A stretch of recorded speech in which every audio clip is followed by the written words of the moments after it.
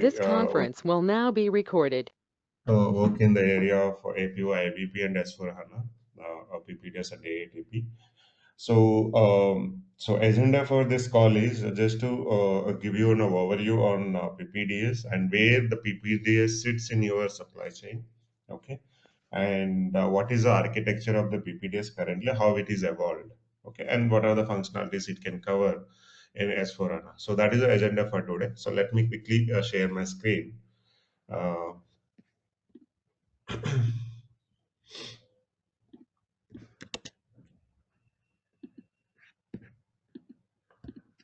So can anyone confirm whether you are able to see my screen? We can. Yes, Karthik. Right.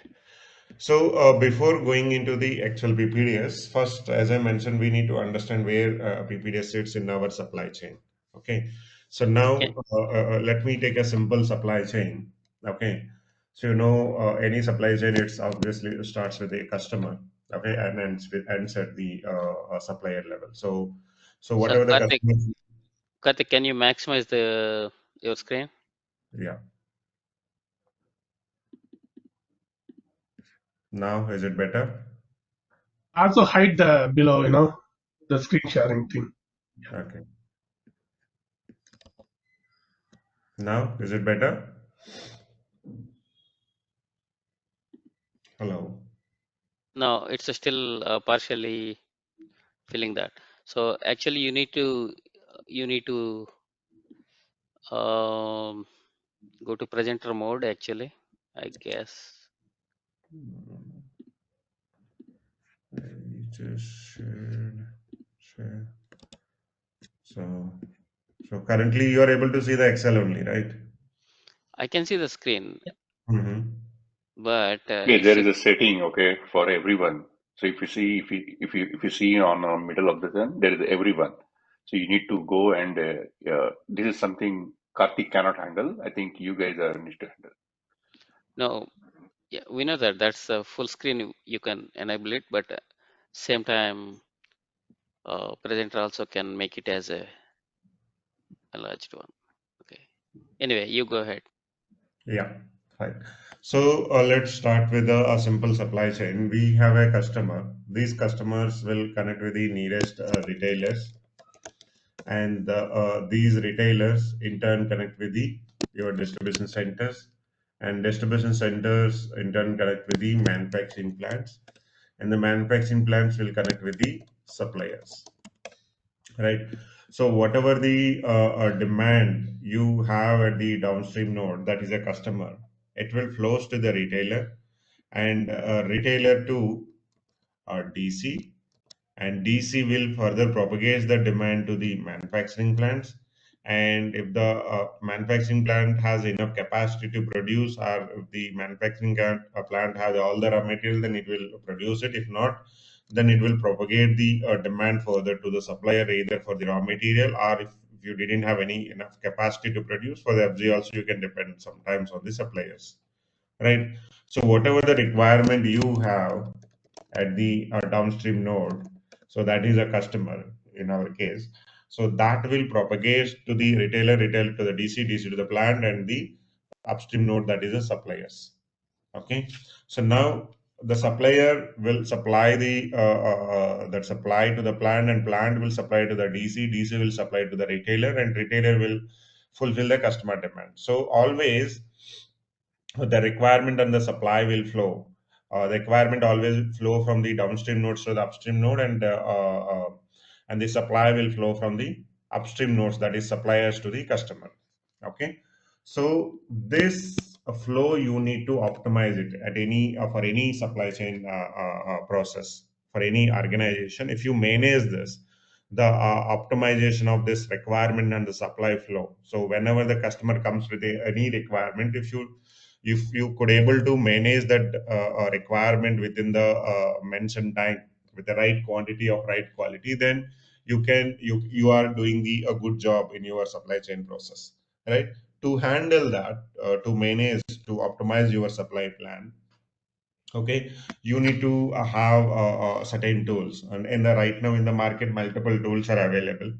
Okay, so we have HANA plan to handle these, and we have JDA, and we have Kinaxis, and we have from SAP side we have APU, and we have IBP as well. So, and these are the tools which are available in the market. 70% of the market is grabbed by the SAP products in the ERP world. So let us focus on the SAP provided products to handle the supply chain. So those are SAP APO and SAP IBP.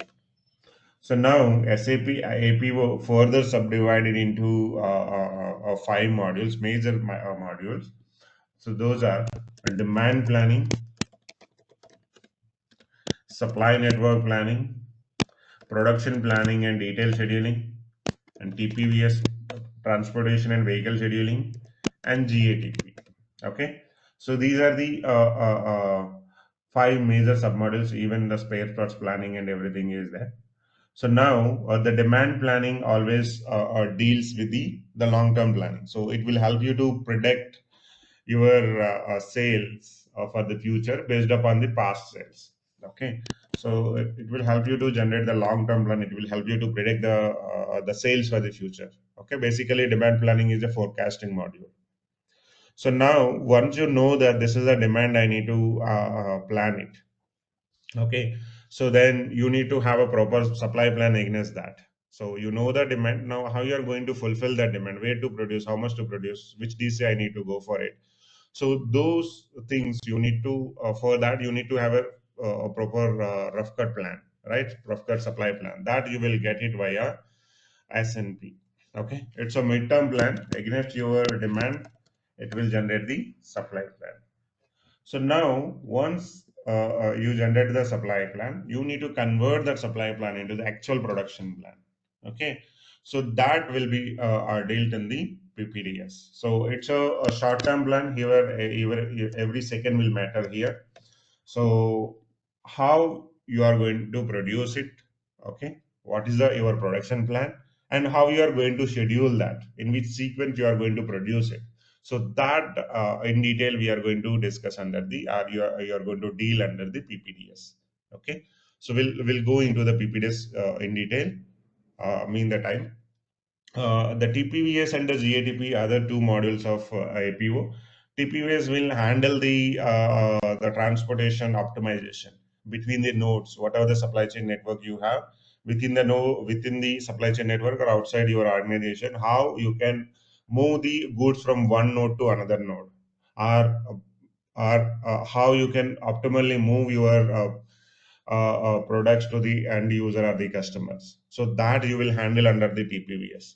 And then GATP, it's basically a front end tool. What it will do is it will interact with your customer, and it will it will take your customer requirement against your customer requirement by when I'm going to fulfill that demand. Okay, so like the customer registered in a sales order, and it will capture that what is the requirement date, what is the requirement quantity. Then it immediately read your entire supply chain network, whether I can able to fulfill that. If I am able to fulfill it, by when I am going to fulfill that requirement. So based upon that, it will propose the delivery date to the customer. So that kind of functionality you will get it via GATP. So now on top of that, what SAP did is to bring the S&OP planning into a systematic manner, they started working on a S&OP tool. Okay, so they renamed into that tool to IBP. So once they started working on IBP, it's a cloud solution. So whatever the functionality you have, the planning functionality, they started migrating into the IBP. Okay, so demand planning is moved to IBP as a IBP for demand, and the supply network planning also moved to IBP as supply and response and S&OP.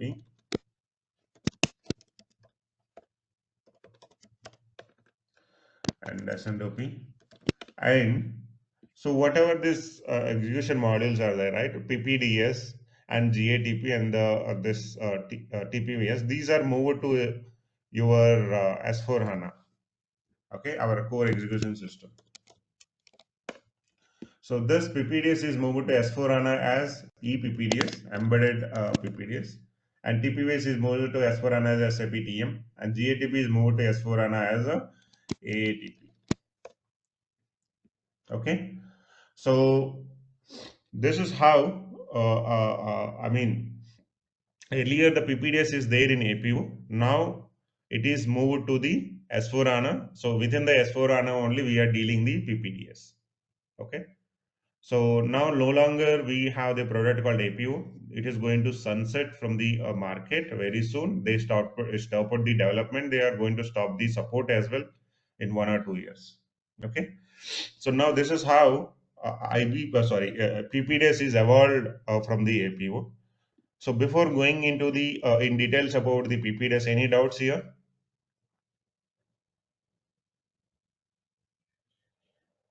So what Nothing. is the, hey, sorry, go ahead. No, go, Madhu, go ahead. So what is the major differences between IBP versus PPDS? We know it's a detailed scheduling tool, definitely, but So IBP is a IBP, long-term plan, right? So right. that IBP has, is planning tool, completely a planning tool. It won't do the scheduling. So scheduling can't be handled via IBP. You can do the planning. Okay, you can do the demand planning. You can generate the supply planning and all. And IBP again, IBP is a purely a planning tool. Okay, it will do the planning and it won't carry out any execution. Execution again, you need to depend upon the your source system wherever you are doing, right.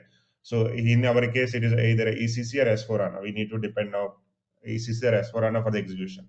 And the second thing is IBP will not support the scheduling activity. So how in which sequence I need to plan my production. So that detail you won't get it via IBP. absolutely, but yes, once IBP generates the planning, right?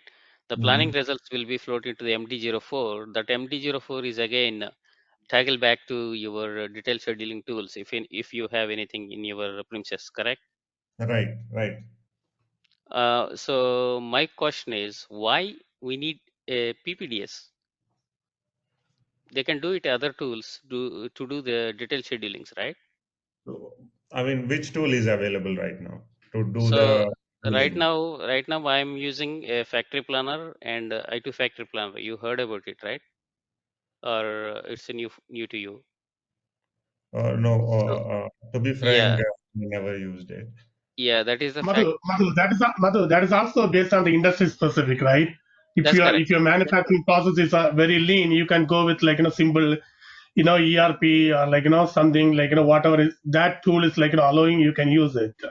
So this PPDS has extend version of detailed scheduling, not other tools are going to provide.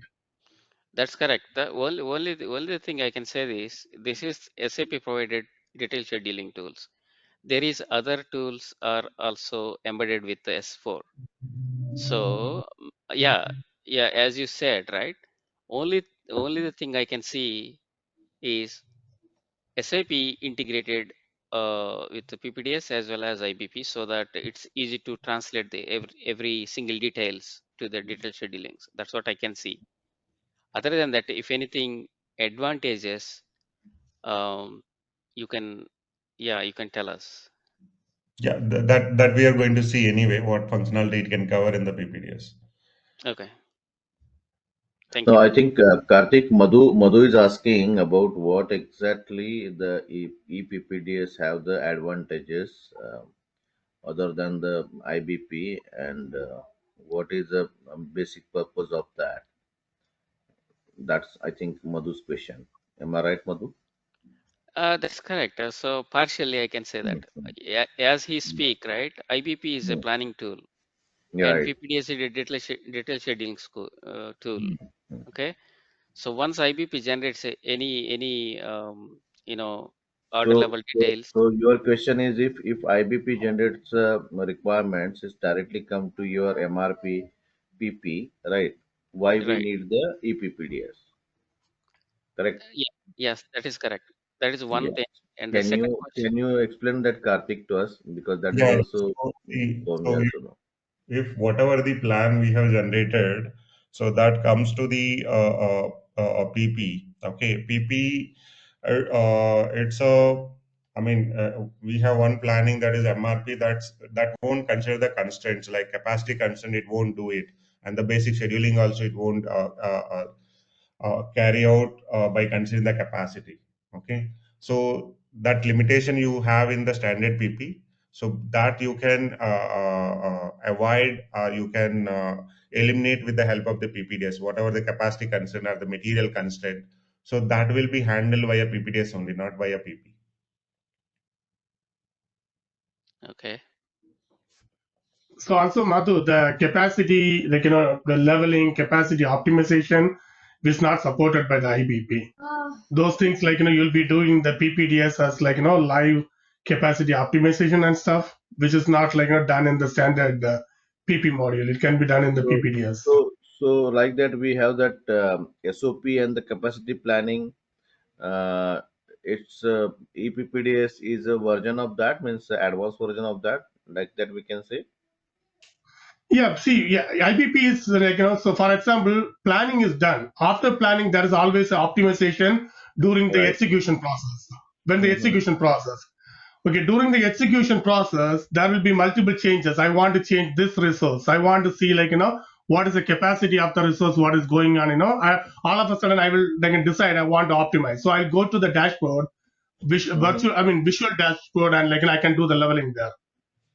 So And basically, that, Right. only you can So plan it in. So these many orders are there. So I uh, want uh, to go with this order sequence. So I want to plan as per my order priority. Okay. right, Or right. So we previously in PP we have that SOP and we have the capacity planning. So Mhm. I think this is when you are going to show us, maybe we can able to clear it. It's now, next level to the capacity planning. It's whatever we discussion with you guys, Yeah. I can understand. So Exactly, capacity. Sangram. It's an advanced version of that Advanced capacity version of plan. capacity planning. Yeah. Correct, correct. Yeah. I think Madhu, uh, you got your answer now. no, actually, I can say one thing, right? Mm-hmm. So, CM50 is also capacity levelings we can do in by PP, but the thing is, PPDS is more flexible with this Fury app, right? So that tool we can leverage to make it easy to us to make it schedulings better. That's only the advantages. I know that. And also PPDS is only the short term, and you level it them the capacities by only 6 months period. More than that, again, it asks you to do some traditional modifications on your capacity plannings. That is again depends upon the businesses how they handle it. Yeah. Anyway, Okay, I it's know good that. to hear. Yeah, I know the advantage of the PPDS, but Mm-hmm. it's good to know if anything is additionally we can add Additionally, with. from the our faculty, yeah, I got it. Yeah, yeah. So when we recently we note a we raised a notes to SAP to regarding this detailed schedulings. They recommended us to go with PPDS. So after then we did some research, we got some information, but now yeah, I hope Karthik will help us to make it more flexible and understand the concepts. Yeah. Yeah. Sure. Okay, yeah, thank you. Right. So, if you see this, this is the earlier architecture of APO, how it is, the different modules which are there in APO interact with each other, and how it is connected with the ERP. So now going further, it is evolved to this. So whatever the APO functionalities are there, okay. So DP and SNP is moved to IBP, and GAT when the PPDS is moved to S4HANA as ePPDS and AATP. Okay. So now if you particularly look into the specific PPDS, so earlier in APO days, what we are doing is we are bringing the data from either your ECC to the APO PPDS via core interface. So through that core interface, you will bring the data into the PPDS, and here we are doing the planning. Once the planning is done, then we are publishing the results back to the ECC via the same core interface. Now, when we comes to the ePPDS, we eliminated that. Most of the SIF integrations, we eliminated it. So as your PPDS is embedded in the same S4HANA box, okay. So our transactional data, it's automatically comes into the PPDS. No need to run any the SIF jobs and everything. And the master data also, most of the master data automatically comes into your PPDS. No need to execute again. No need to create any SIF integration models and everything. Okay. So this PPDS will be there in the same box. Technically, PPDS is available in the same S4 HANA, but it is different within the box. Like, so your PPDS still be like a different entity in the S4 HANA. Okay. So whatever the data you have in your PP, you need to push that data to the PPDS via certain simplified methods, not rather than the complicated method which you have in the APO days. Okay, via core interface. There you always lead to the inconsistencies because these two are the two individual systems. APO is the peripheral systems to the ECCRS for HANA. So, but now your PPDS is sitting on the within the S4 HANA only, so we can eliminate those inconsistencies and all. Okay. So now, if you look at the higher level functionalities, what we can get via PPDS, as I mentioned, so it will consider the constraints of the capacity. So whatever the capacity constraint you have, okay, so it will respect that. As per that, it will plan it. Okay. And then it will provide the if certain resources not available, okay, to fulfill to manage your orders. So if you have other resources available, you can manage the same activity with the help of other resources. It can plan on the alternative resource as well. And when you are producing multiple products on the multiple product variants on the same production line, so with the help of the PPDS, it can minimize those setup time or the changeover time one product to other product, so that you can achieve via PPDS. And it can consider the material constraints as well.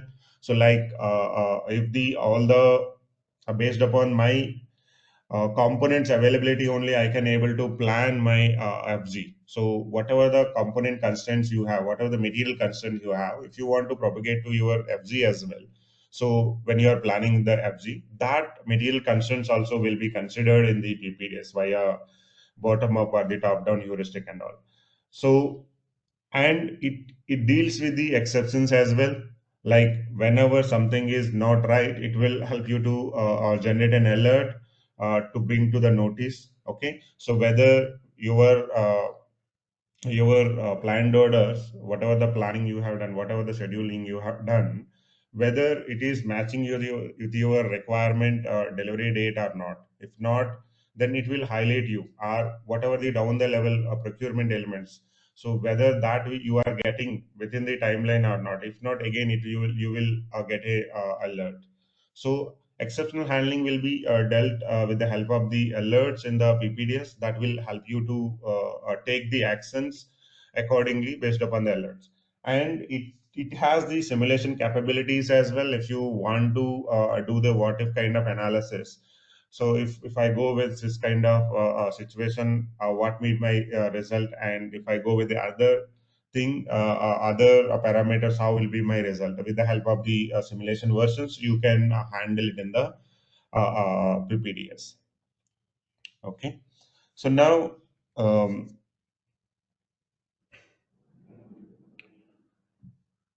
so Karthik, one question here. mhm. Yeah, sorry. Um, so you said the downstream and upstream, like the demand flow and supply requirements, right? Right, Uh, right, Yeah, if anything is popping up, either master data or transactional data, everything we will get on the alerts, right? right, right. Okay, So okay, via thank you. alerts, you can manage it. I mean, what are the things? Suppose with respect to the procurement elements, you want to notify whether whatever the purchase orders which are not reaching within the timeline. So to fulfill your in-house production, then you will get highlighted how much delay it is there. And one more question is since it's a S4 HANA premises, we don't Mhm. need to be have any inbound and outbound translations between PPDS versus PP, right? So, see, that's what I told you, right? So, technically, ePPDS is available in S4HANA, but it's a different within the box. So, both are individuals. The PPDS will be handled based upon the like assay data, okay? The PP in Hmm. the normal database. So, what you need to do is whatever the PP data you have, you need to bring into the like assay first to That's work nothing but PPDS. So, that that and outbound still be there. So how the APO days are there, right? Like inbound and outbound, it still be there, but it's more simplified than the APO days. okay. So So you say means if I understood correctly, the SIF is not going to be help anymore. Is that correct? SIF still there for certain master datas. Yeah, Okay, that master data translations. That right. Now, for example, in APO days, to move material to the PPDS of APO, so you need to create an integration model for the material, right? correct. So now that is eliminated in the PPDS with a simple checkbox. Okay. In the material master, under advanced planning, if you activate it, it will Uh-huh. automatically switch in the PPDS. No need Okay. to no need to create an integration model and no need to activate it. Yeah. I see that. I see that what you mean say. Yeah. Right. It's either in material master and for the capacities in work centers we do have advanced planning checkboxes. Yeah. Right. But still, it's like a two different systems only. Even though it is available in S4HANA within the same box, but two different systems. So always you need to transfer the data from the PP to the PPDS, and that will be automatically reflect into you once the planning is done. Automatically reflects into your PP. Okay. If something is inconsistencies happen, we have the housekeeping jobs to synchronize these things. Okay. Okay. So the demand is again maintained um, in S4 premises, right? Yeah. So Okay. you can maintain the demand in PP, and then Okay. that will be reflected into your PPDS. Okay. Okay. Thank you.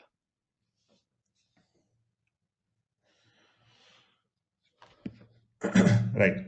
So when we are going with the PPDS, so whatever the master data which we have in the normal S4 and a PP, so the plant, customer, supplier, the material, everything we call it as a location in the PPDS.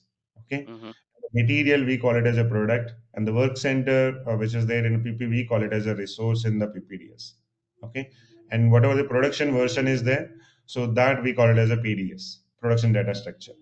So this will be you need to post this master data into the PPDS. So with the help of certain simple boxes, like for example here, this box is there, right? So I have you can see this is a simple material master data. Under Right. the advanced planning, you just need to check box this. So the Okay. moment you check box this, this material is now available in the PPDS. So how to verify that? We have a separate T codes, right? So whatever the T codes which we have in the APO days, the same T codes only we need to have it here. Like Yeah. This facility is only available in S4, not in ECC. Right. right. So Karthik, so if like I think the question Madhu is having is we having a ECC, we are having like old system as well. The master data and planning master data everything is maintained in ECC. That means and we have the ePPDS. So but Mhm. still that means we need to have that old concept, right? The CIF activated, and the Correct. integration model has to be built for transferring data to and fro. Correct? Uh, right. Still for certain master data, like for example, maintenance orders, we need to bring it to the PPDS. So still we are depending upon the SIF only. Okay. So Exactly. So exactly that is what. so see what I trying to say here is we are not completely eliminated the SIF here. Okay. Correct. Still the SIF is there, Correct. but The what hurdles background. we are facing in Yeah. the APO days, that is simplified here. So Correct. even in the earlier days, For the transactional data, we are going with a SIF. But now in S4HANA, for the transactional data is at real time. When you integrated the master data, no need to separately create an integration job to move the transactional data from your execution system to the planning PPDS. You are correct. You are correct, Karthik. Yes, that's correct. The checkbox itself in background, it does the shift job. Right, right. Yeah.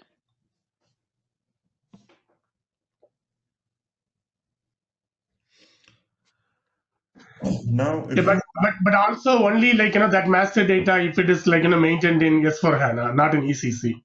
Mhm. Correct. Correct. Right, Yeah. right, right. ePPDS comes with a S4 HANA only. So Yeah, if ECC, you don't have that facility. Yes. right, so if you are still using the ECC, then you can't use the ePPDS.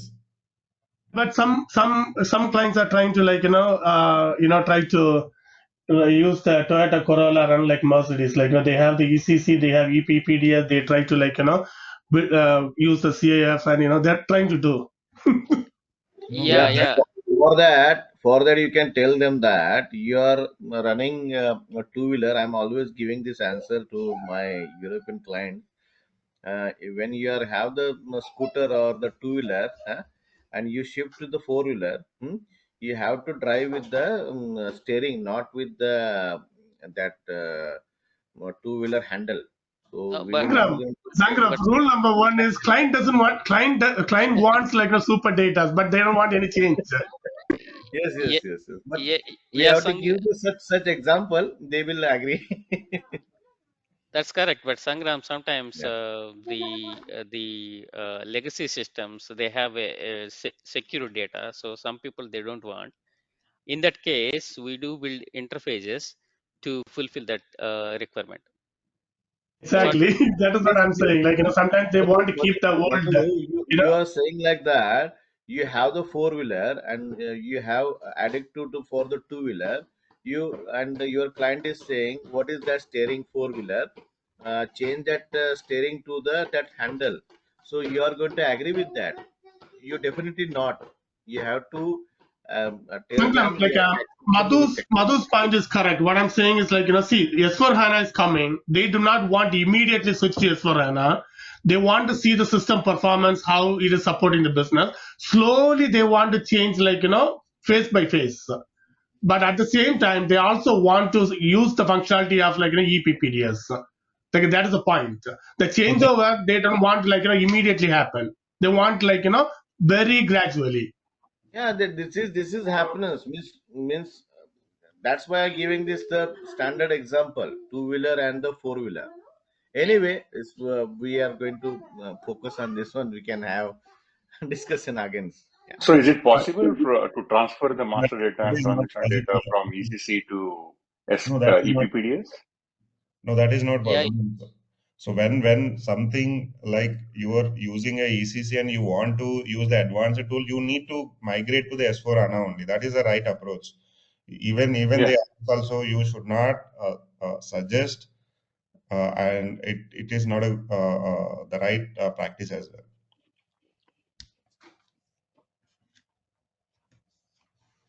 If they want to use the advanced functionality, they have to migrate it to the S4 HANA.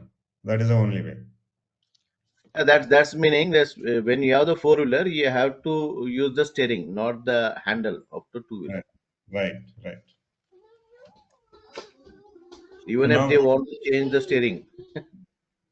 right. Right.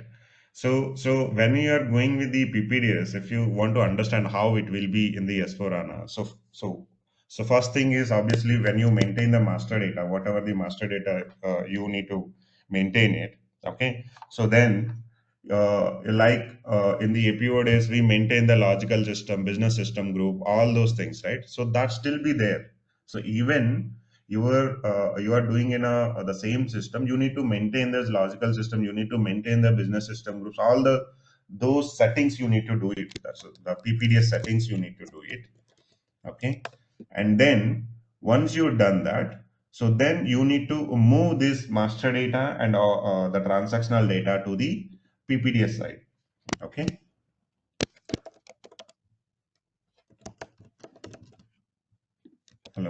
You're able to see my screen, right? Yeah. Yeah. Okay. You need to transfer the requirements or the receipts, whatever it is available, to the PPDS. So in the PPDS, you are going to do the planning. Okay. So once it is available in RRP3 or the whatever the material master you want to see in MAT1 or LOC3. So for each and every master data which we have in S4, like for the material MM01, the same thing when you're referring in the PPDS as a product, then we have a MAT1, SAP APO/slash MAT1. Similar transactions, whatever the transaction which is there in APO days, same transactions only. And the work center here, CR01, CR02, CR03, there it is a RES01. Okay, prefixed with the APO. And then whatever the MD04 in the PPDS days, that PP, that will be reflected here as a RRP3. Okay, so everything, once you transfer this master data and everything into the PPDS side, to verify those transactional data, to verify that master data is properly into the PPDS, we have a separate T codes again in the PPDS. So as like APO. So now once it is migrated to or moved to PPDS, here we do the planning. Okay. So once the planning is done, okay, as per whatever the planning you wanna carry out, so there you will do the interactive planning. So like in which sequence I need to plan my production, okay, or in which priority I need to consider while scheduling it. All those interactive scheduling you will do it here. So via dashboard or in the RRP screens as well. So you will do the interactive planning. So once the you fix on this resource, this is the orders you need to plan it.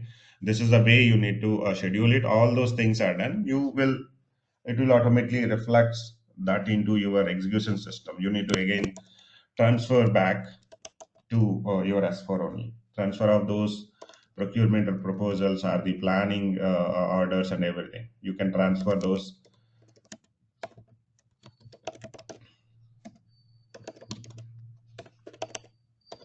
proposals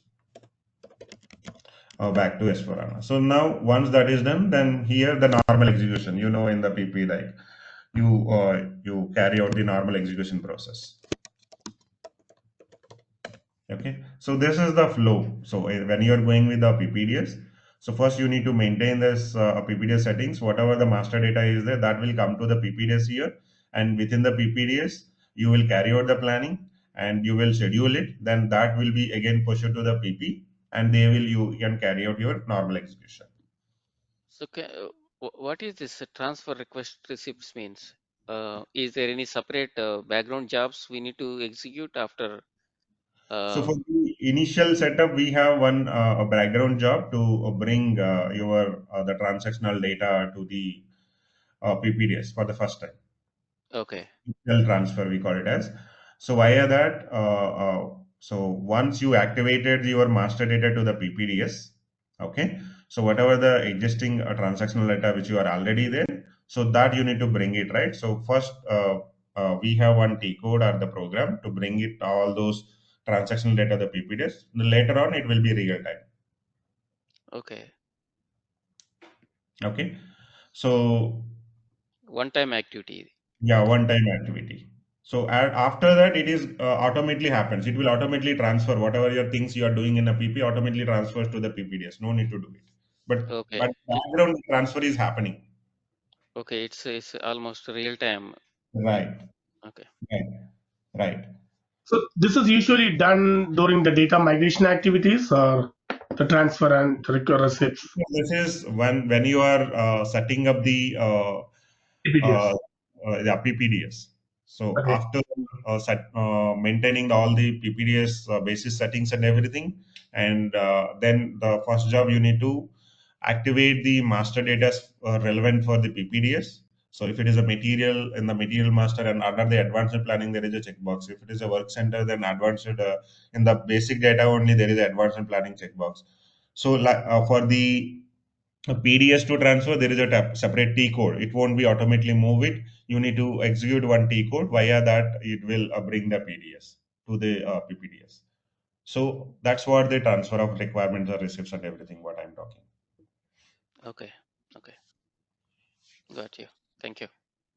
So here only, so whenever you are doing the interactive planning or the normal planning, if you wanna do the like the simulation planning and everything, you can carry out. Okay, while doing the planning, if you wanna generate an alerts to whether so what whether whatever the planning you are doing, it is as per your requirement dates of the sales orders or the STOs, it is meeting that or not. If not, then it will immediately generate an alerts interactively to you so that you can accordingly take an action.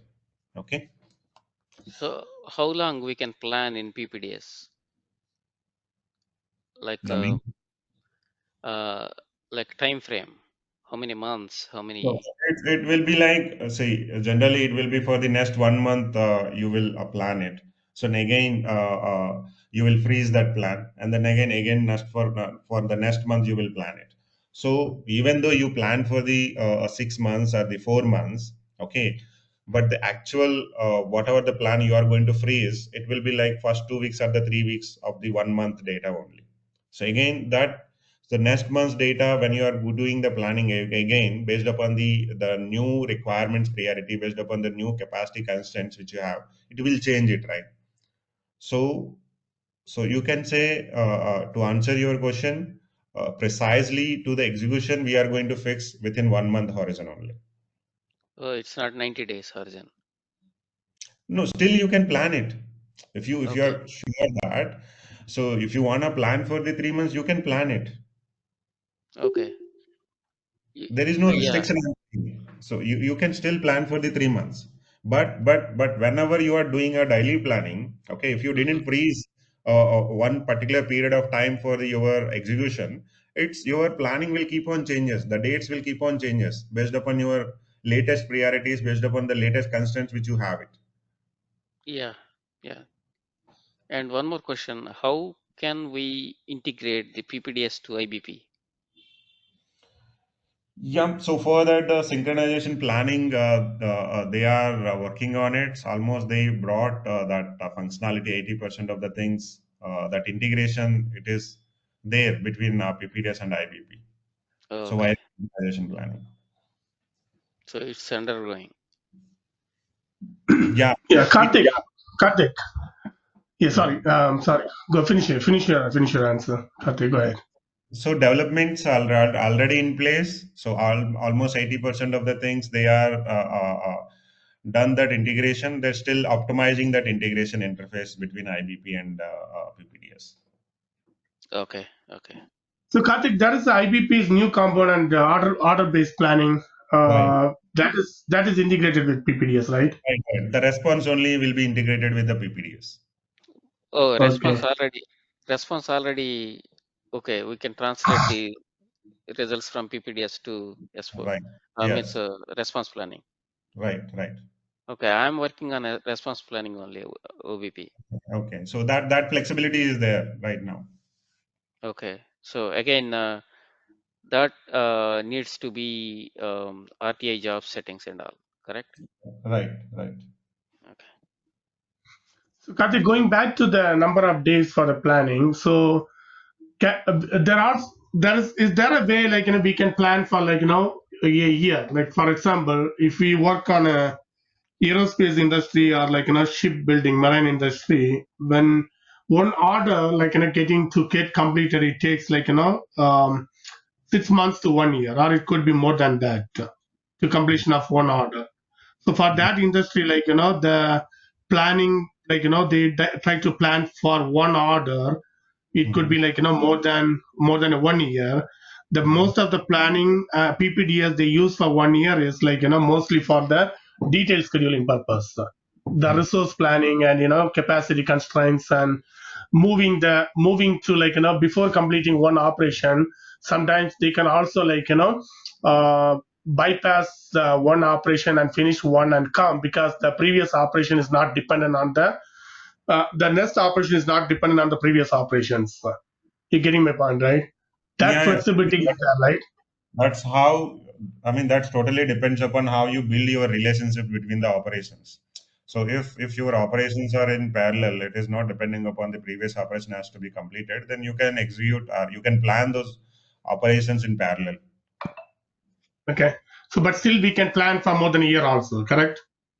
I It mean, means, see, you can plan it if your master data maintained like that. So suppose to produce that product, you need a six operations, okay, and the six operations, let us say 1 to 6. Now, in the routing, you mentioned that 2 and 3 to complete. So one is a correct. mandate. Or 2 and 3 independently you can carry out. Then you can create a parallel sequence with the 2 and 3 operations. So it can end with the first operation anytime. So it's totally, it can, a PPDS can plan that operations in parallel. Okay, so by considering your end-to-end relationships which you maintain in your PP master data. It is mostly on a pegging relation, Karthik. So No, if Yeah. you if you again, pe- it's a the end-to-end relations, that's start to correct. end-to-end relationship between the operations. Exactly. That's what I'm saying that, right? Yeah. If your order is pegged everything, even if it is a GSAM, Jira, and making to the GSAM to GSAM 1 to GSAM 2, something like that.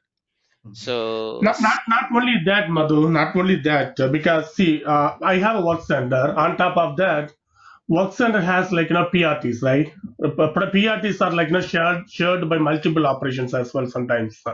Some of correct. the PRTs. Co- So that also like that level also like planned.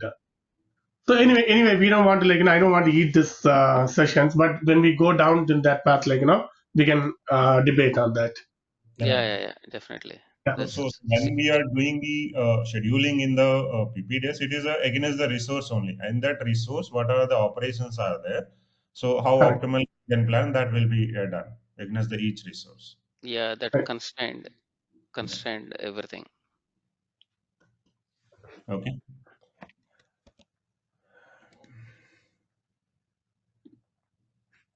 So as a part of the training, what we are going to do is first we'll try to understand so how to bring the master data to the PPDS. What are the master data which are relevant for the PPDS to carry out your planning and scheduling in the PPDS?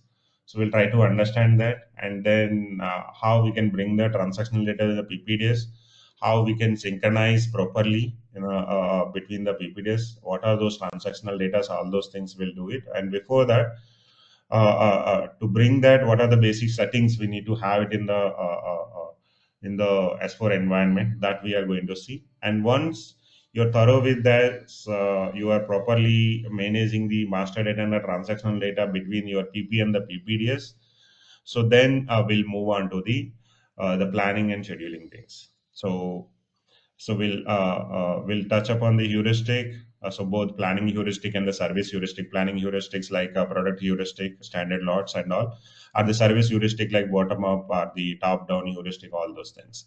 And then we use the optimizer, and while doing the planning, we'll try to understand the pegging relationships, how it is handling it, and then we'll discuss about the alerts, how to set up it, how to monitor those alerts. And then there are like some special scenarios like if you want to use the alternative resources, if you want to consider the downtimes in the when you are doing the scheduling, all those things will go ahead. So this is a flow we'll follow during the training.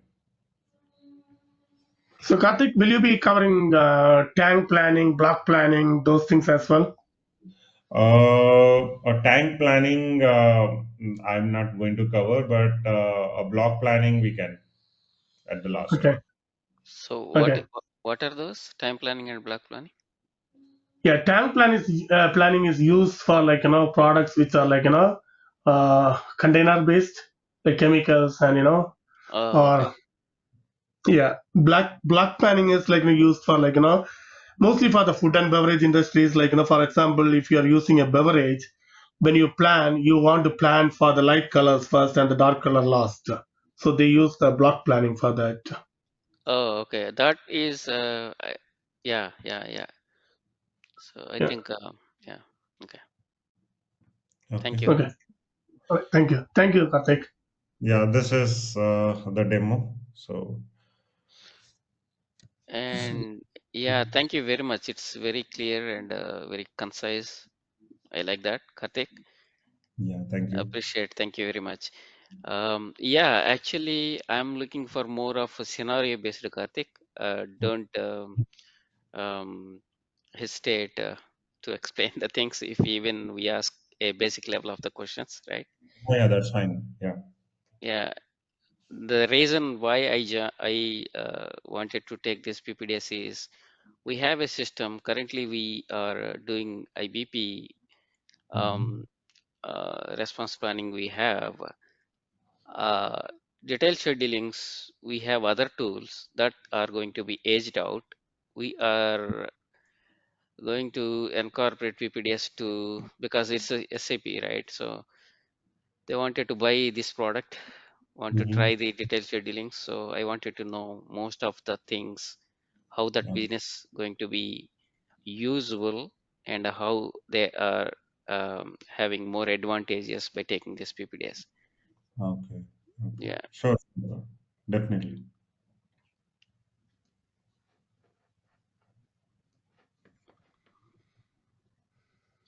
Yeah. Regarding timings, uh, The timings you connect with the Naveen. Okay. So he's the right person to finalize the timings.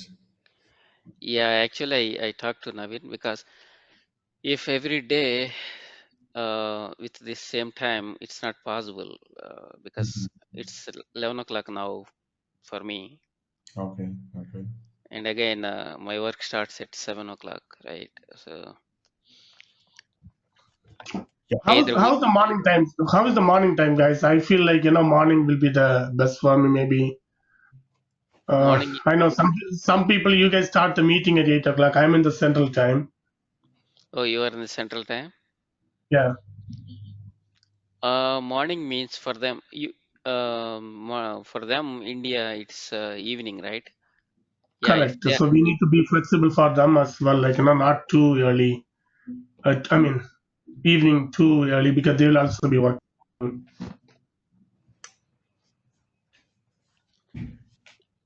yeah, actually, one thing I can propose that, right? Everybody can spend time on a Saturday, Sunday, at least a couple of hours, 2 hours per day. Yeah.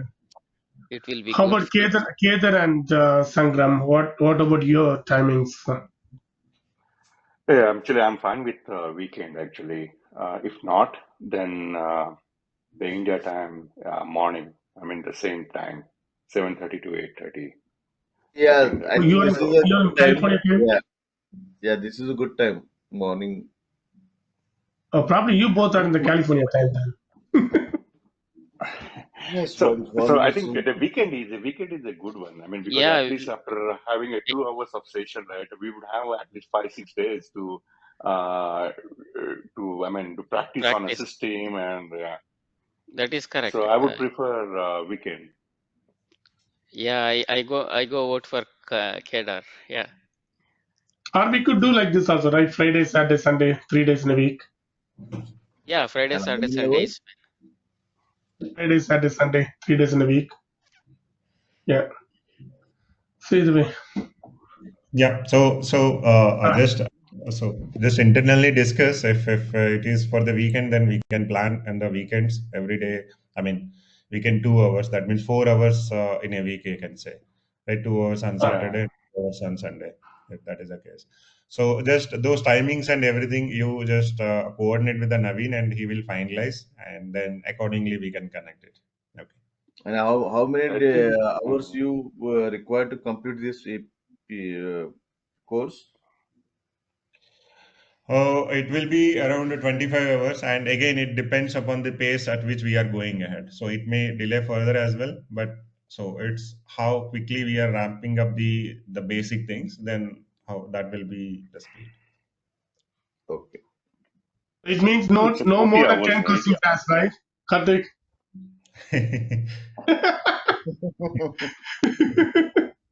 Yeah. Every person is allowed only 2 questions. Okay. Two questions Yeah. and no no answering on that means not repeating question on the same, huh? Answer you should get from Chat GPT. No,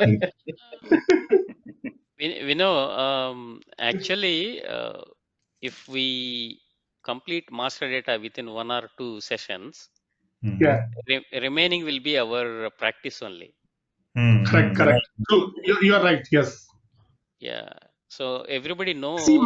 master data are very simple, right? See, if you go to Middle Master, S4HANA has the new tab like in advanced planning. If you activate that, it's that Mm, is completed. Then Work Center, they have a different field like to check marks, like whether it is relevant for PPDS. Okay, it is done. The PDS is what nothing but routing and the bomb, which is Correct. mm, going to yeah. mm. So master data basically you can finish in 1 day probably then most of the scenarios are planning and everything that's where the question starts.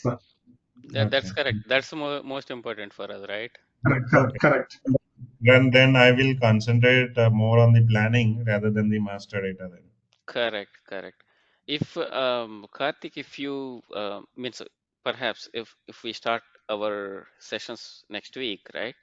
So Mhm. if you build some inbuilt master data so that we can walk through master data at the time, it won't waste much time on the on spending master data settings. Mhm, mhm, mhm. Okay. So yeah, so that way Saturday, Sunday we can fully focus on our scenarios. What do you think, Vino? Yeah, I'm okay with that. But let's talk about Kedar and We Sangram, also how know, comfortable they are. Heather no, and we also need to know about the what are the setting he did for the master data. no, no, That's the document we need to. yeah, he is going to be taught us how he did it. Mm-hmm. It doesn't mean that hands-on for us, right? Yes. I'm actually okay with on a weekend, 2 hours Saturday, 2 hours Sunday. So Yeah, that only at least, exactly. The Only 2 hours Sangram. or 4 hours. I'm not okay for 4 hours, to be No, very no, honest. 2 hours is per day. 2 hours per Sangram, week. 4 hours for you. Huh? 4 hours for you. 2 hours lecture, 2 hours practice. We will Okay. help you, Sangram, for Yeah. master datas and all. We are here, right? Maybe what we could do is we can also form a team, weekdays, we can maybe half an hour or something, we can Yeah, help each other. Yeah. weekdays at least a half hour, We, 1 hour. correct, Yeah, correct. We can connect together. Okay. Okay. Okay. So, Okay then. Thanks, guys. So, yeah. Thank you, Karthi. thank Thank you, you, everyone. Thank you. thank you. further things. Okay. Thank you. Yeah, thank you. Bye. Thank you. Bye.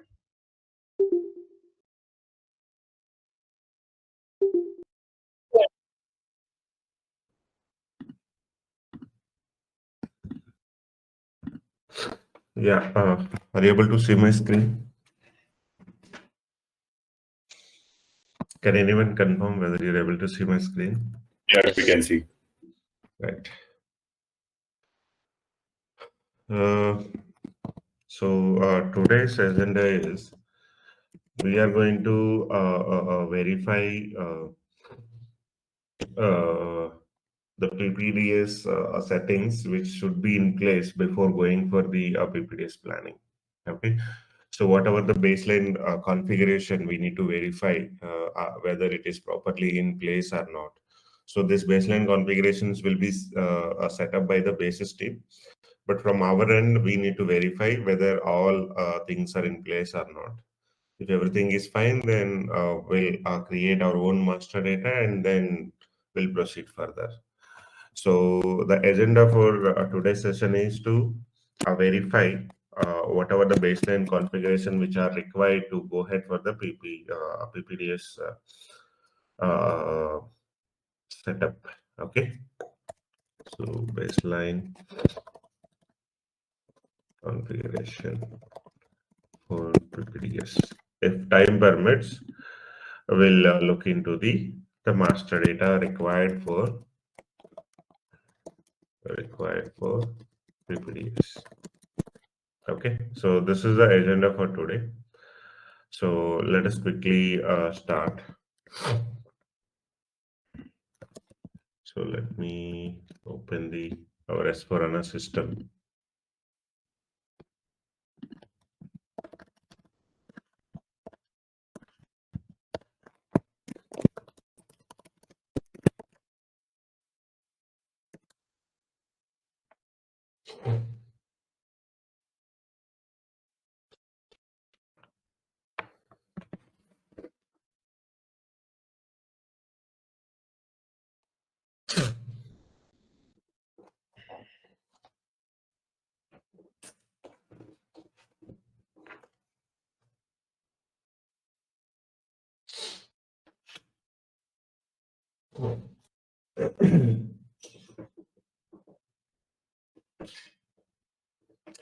So, if you remember, in the previous session, we discussed about the one PPDS process flow. So, did anyone remember PPDS process flow, which we discussed in the previous session? So, first we need to maintain the master data, MD, and then we need to verify the maintenance of the PPDS settings, whether all things are in place or not. Then after that, we are going to transfer our requirement. Transfer of requirements receipts to PPDS. Okay. So once this is done, then we'll go for the planning. Okay. So the planning in the PPDS. So once the planning is done, so like MRP live or any product heuristic, any kind of planning run will execute. After that, we'll interactively schedule our orders in which sequence or as per which priority we need to rearrange our orders or not. So all those things interactively in the detailed scheduling board, we'll arrange it. So interactive planning. So after the interactive planning, so whatever the results you got it, so that again you need to publish to the our S4HANA system. So the transfer of requirement procurement proposals.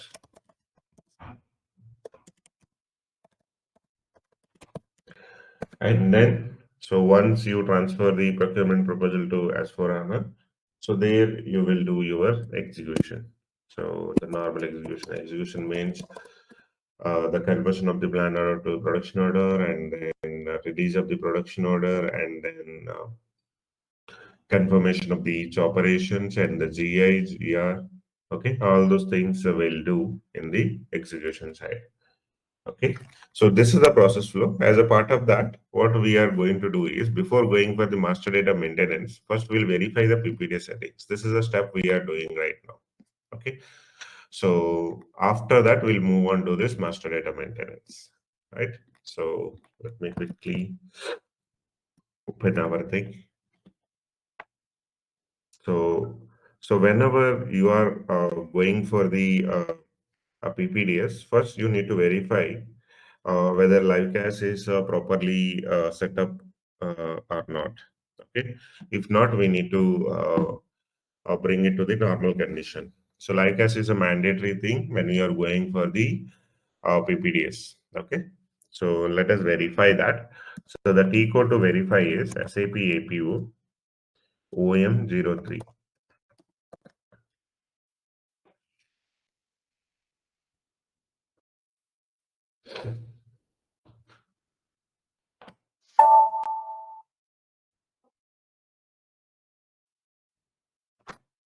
So it is finished with without any error.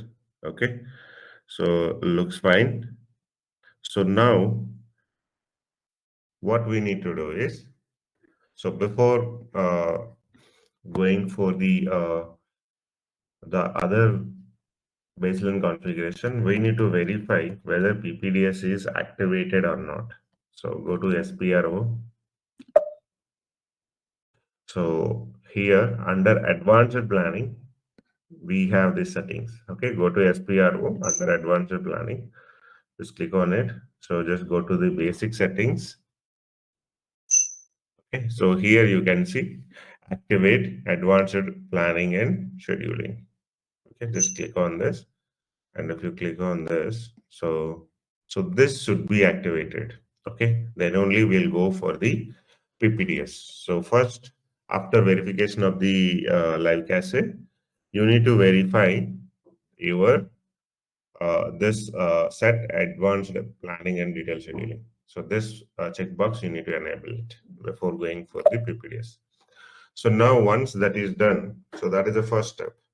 So now you need to verify uh, all the logical system in place or not, because so as I mentioned earlier, both S4 PPDS is technically it is available in a same sandbox or a same box, but it's under two different boxes. Okay, so to move the data from your PP to PPDS, you need to have a logical system in place, right?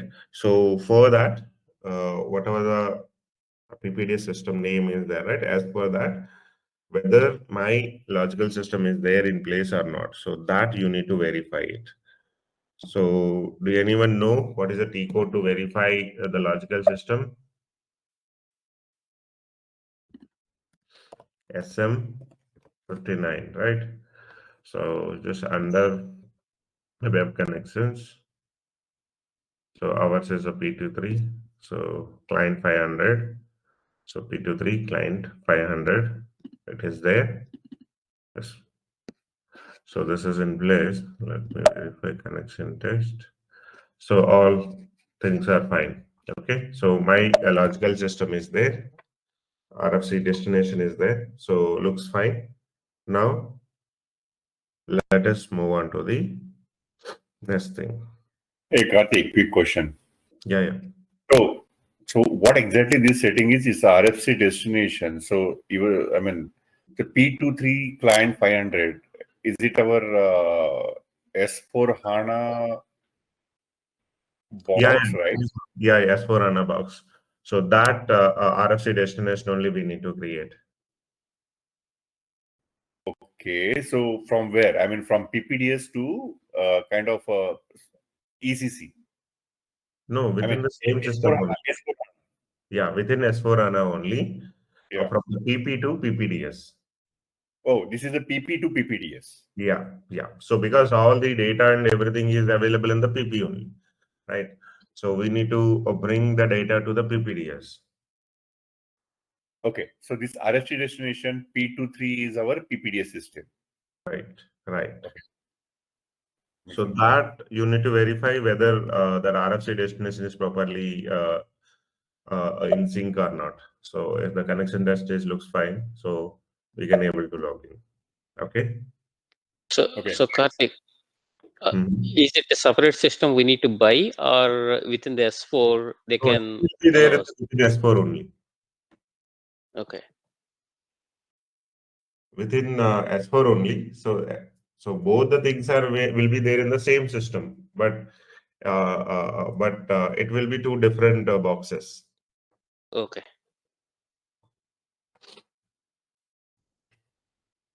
Clear? Yep. Right. So now let us go and verify the next setting. So with respect to your RFC destination, we need to create the logical system as well. So just go to the advanced planning and verify logical system is there or not. Go to SPRO.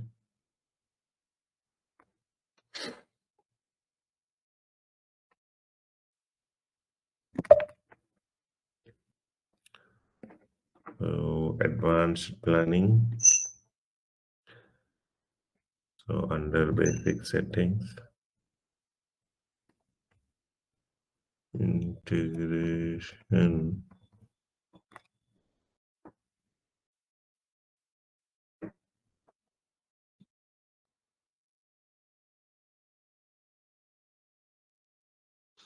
Let me find it.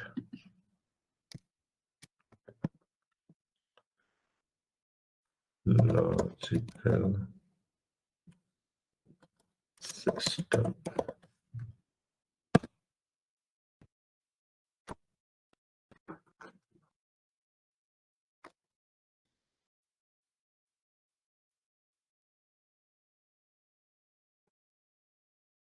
Yeah, so name a logical system.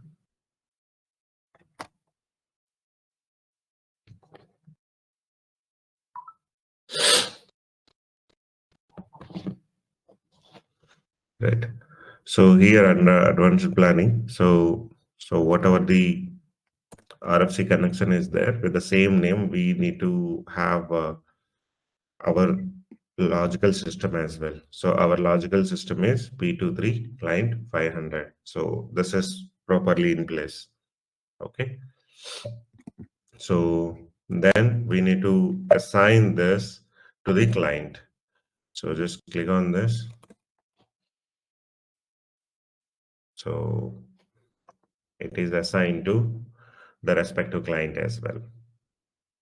Okay. So, and then once this is done, so once you verified whatever the logical system is required and it is assigned to our client, so next thing is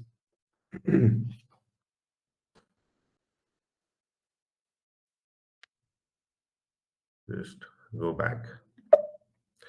So far we have verified whether my RFC connections are in place or not, and whether my logical system is properly set up or not.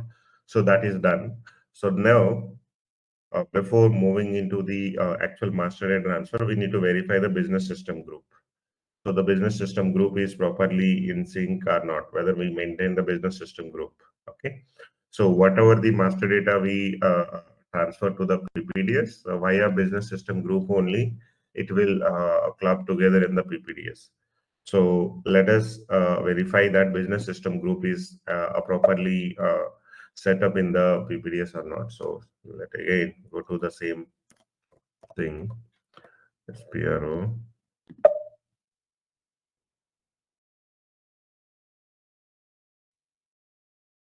Control F, business system group.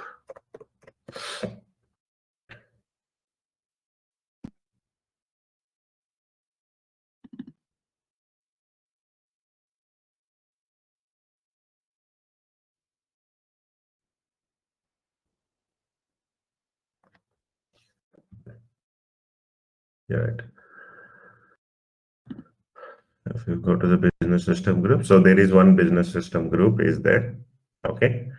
So BSG is our business system group. Okay. With respect to this only, the master data will be shifted to our PPDS. Now, whatever the logical system is there, right? In the previous step, we verified whether the logical system is there or not. So that logical system, we need to assign it to this business system group.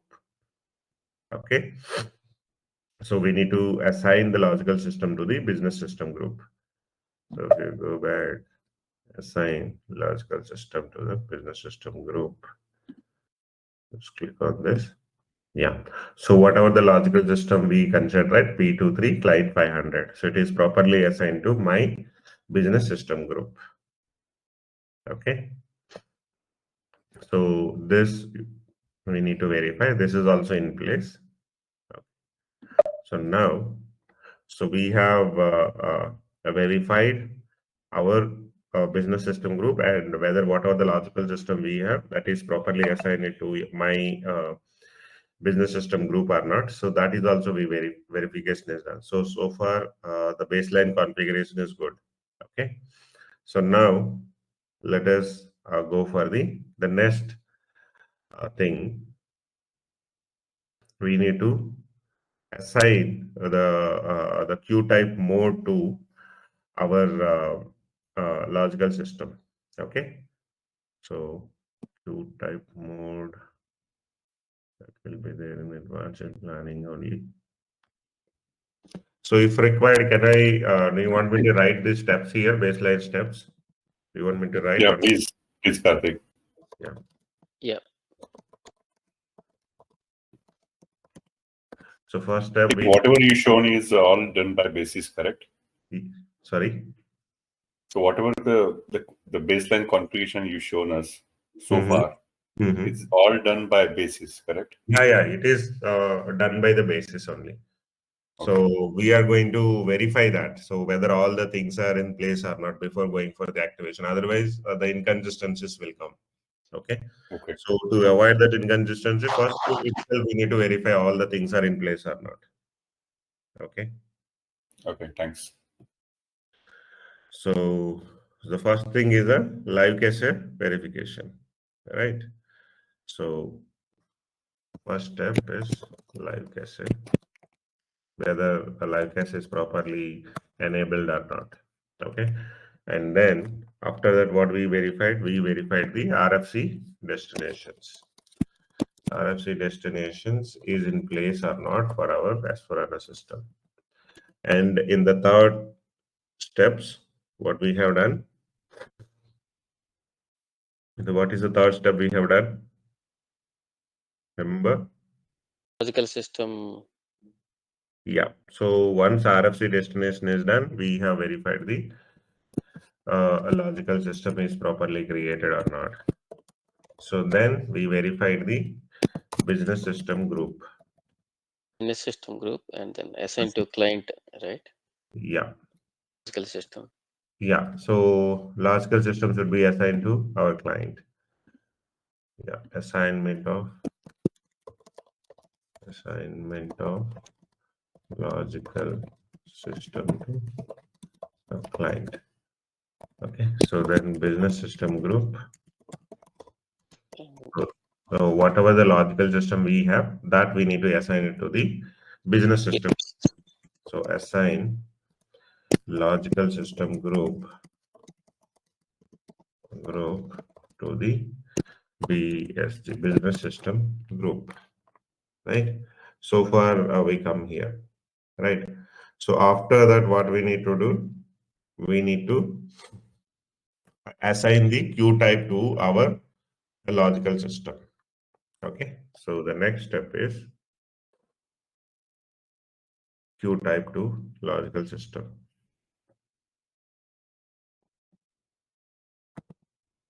Sixth step is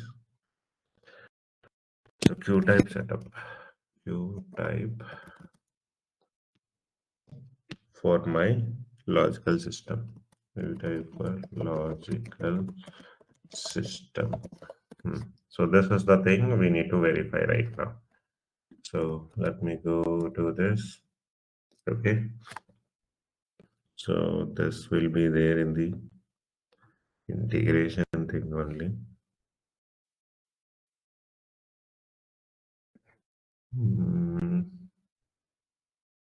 Advanced planning and optimization.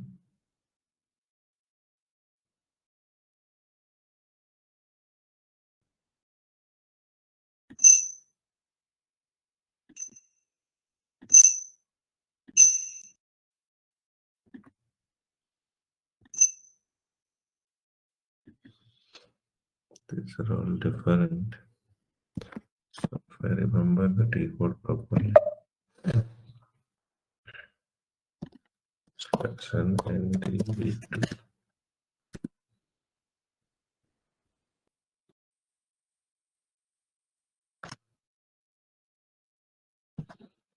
This is not the one.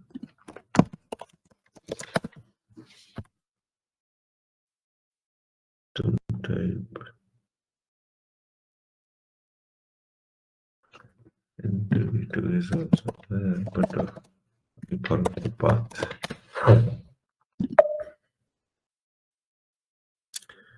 Integration with other SAP components.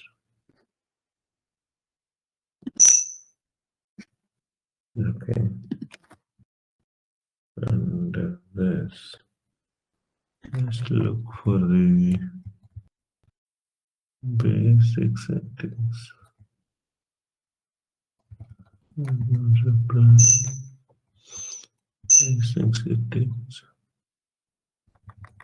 Yeah, here it is. So our logical system, the queue type is also assigned. So, okay, the queue type we need to assign as I, so that is in place, so properly in place. Okay, so the What optimization, is I? so inbound. Okay. Okay, so that we need to verify. So that is also in place. Okay, so actually when we wanna go for the PPDS setup in the S4HANA, in fact, SAP only will provide one guide. Okay, what are the steps you need to follow to, I mean, with the basis team. So we'll give that file to the basis team. They only carry out all these steps. Okay. So I have that file. I missed it somewhere. Maybe in the next session I will get that file and share with you guys. Okay, the verification of all those things. So we have done the queue type assignment as well. So next thing is we need to specify the APO release. So the next step is specify the APO release. So this you need to verify that transaction just now I executed, right? So NDV2. So that is only, so NDV2 and NDV2. So whatever the logical system is there, so that we need to mention the system type as SAP APO and the latest release 713 you need to assign it. Okay. So this is required. If you are integrating your S4HANA with IBP, then this will be used to maintain it. So here we are integrating our thing into the PPDS. So you need to assign the system type as APO. Okay. So this is the thing you need to verify. This is also in place. It's all good. So quick question: if any release changes, then we have to make change here also. Any changes means? Okay, so release 713, right? Yeah, yeah. So any new release come or something, right? Yeah, that So you that, need to accordingly update here the releases. okay. Okay. So all the things are done. Now we need to verify the queue settings. Okay. Queue settings. So that is inbound and outbound. So inbound and outbound is to verify whether inbound is properly registered or the outbound is properly registered. So SMQR and SMQS. So SMQR is the inbound scheduler. Okay. So all the queues, whatever the data is there, which is goes to the PPDS, it's prefixed with the CF star. So the CF star is properly registered. If not, what you need to do is you need to click on the registration and you need to mention the queue name and also. Okay. So right now the CF star is properly there. It is properly set up. So inbound scheduler is done. Suppose if you are doing a debugging, okay, so whatever the data you are publishing to the S4 and publishing to the PPDS, some errors are coming. So you need to verify that. So in that case, what you can do, you need to stop the queue, right, to debug into the queue. So here only you need to come and deregistered so that this will become deregistered and the data will be stuck in the queues. Okay, it won't be updated into the PPDS. Okay, so this is where you need, either you can activate or you can stop the inbound. Okay, and then outbound scheduler SMQS. So /n SMQS. So here you need to assign your logical system. Yeah, our logical system is properly there, and always the scheduler status would be in green, inactive status. And if the inactive status is there with the green, that means it is properly in place. Okay, it is running fine.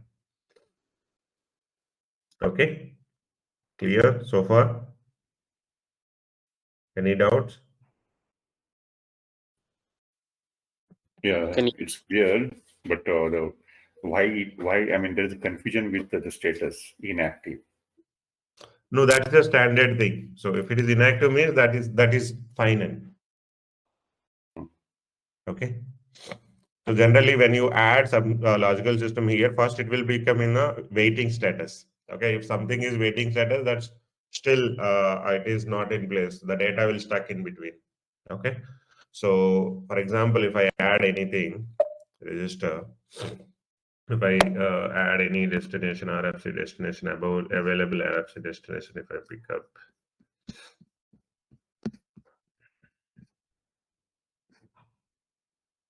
EWM something. Okay, if I try to add it, where is this? So first, actually, see, you can see first it is starting, okay, and then it will be waiting, and then it will move to the inactive status. So inactive means active. That's how. So just for the So this outbound is from S4 to PPDS, right? right. Yeah, and that inbound is from PPDS to S4HANA. The previous one. It's the previous one it was the inbound, correct?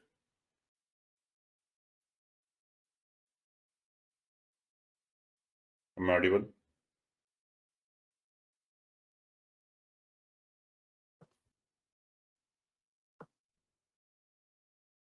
So SMQR is inbound, where you need to establish the relation.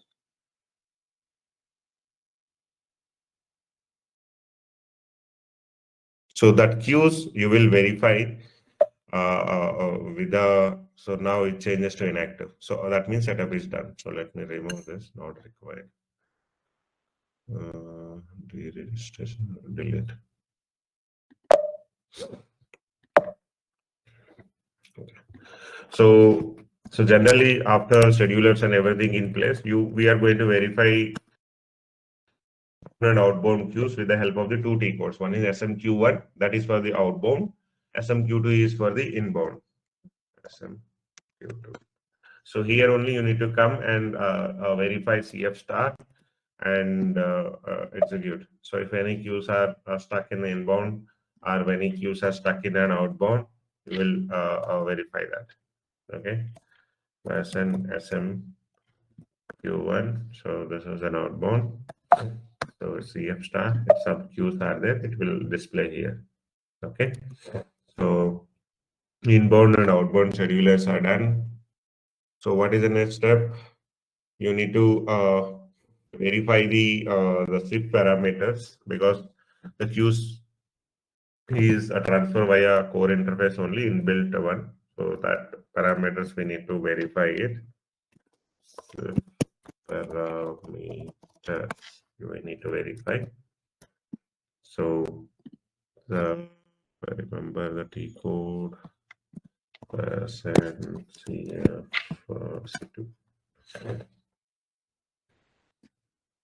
Right.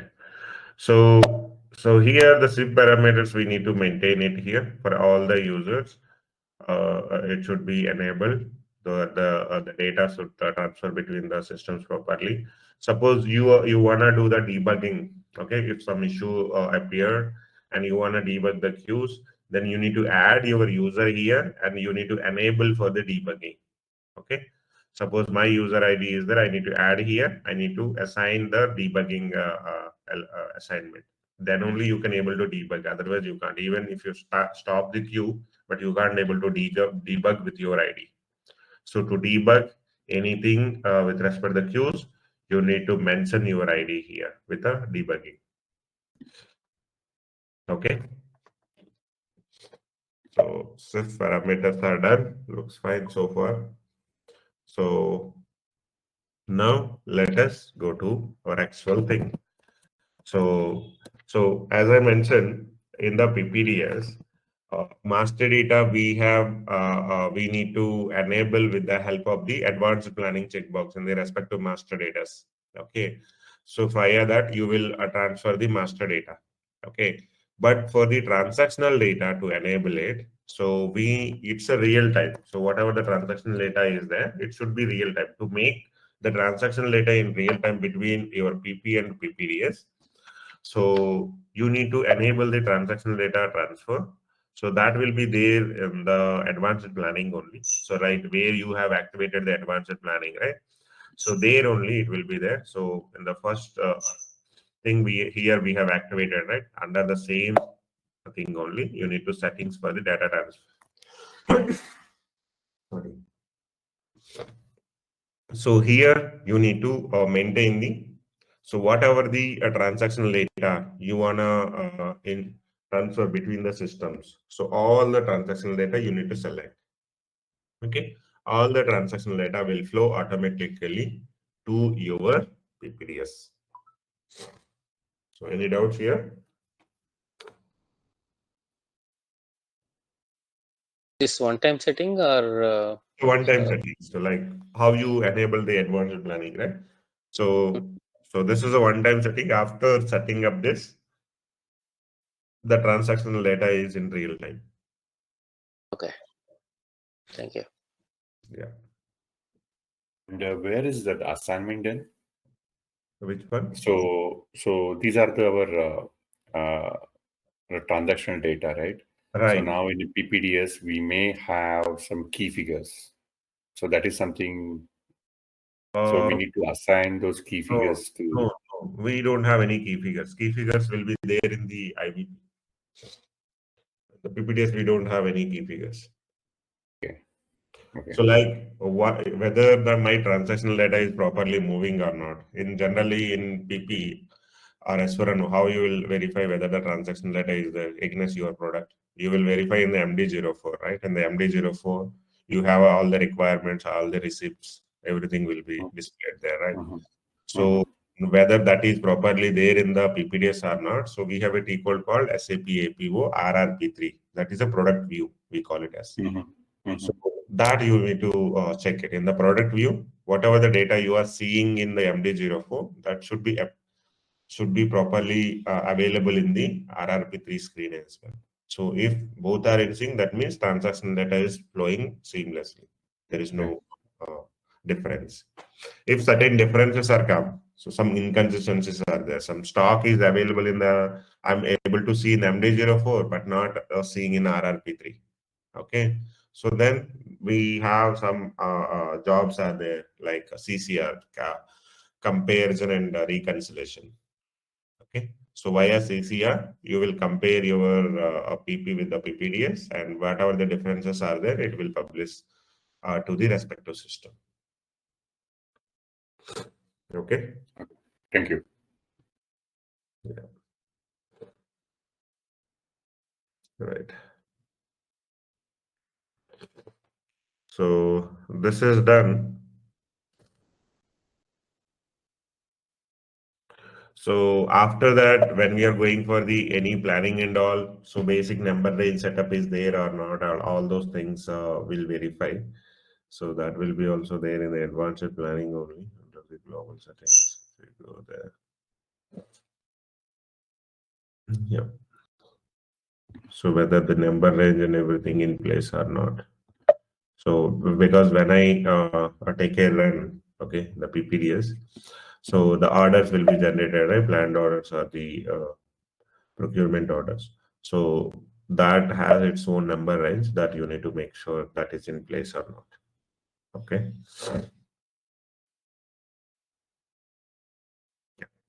So these are the things majorly. Yeah, Yeah, yours. yeah. Is it number ranges on MMNR or is it a different transaction? So this is the one only. The object is this. You Oh, can okay. go via that transaction and you look for this object. Okay.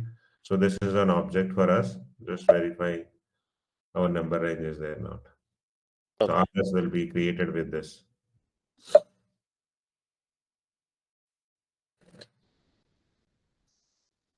Clear? Thank you. Yeah. So, so this is the major things when we are uh, going for the PPDS setup. Okay. So all these things we need to verify in place or not. So once everything is in place, now we are good to maintain our master data. Okay. So what are the master data which are required? So there are other configurations as well that will come when we are dealing with the respective planning runs. Like we have work area, time, propagation range. Okay, all those things are there. So that we'll discuss when you are discussing about the heuristic or scheduling.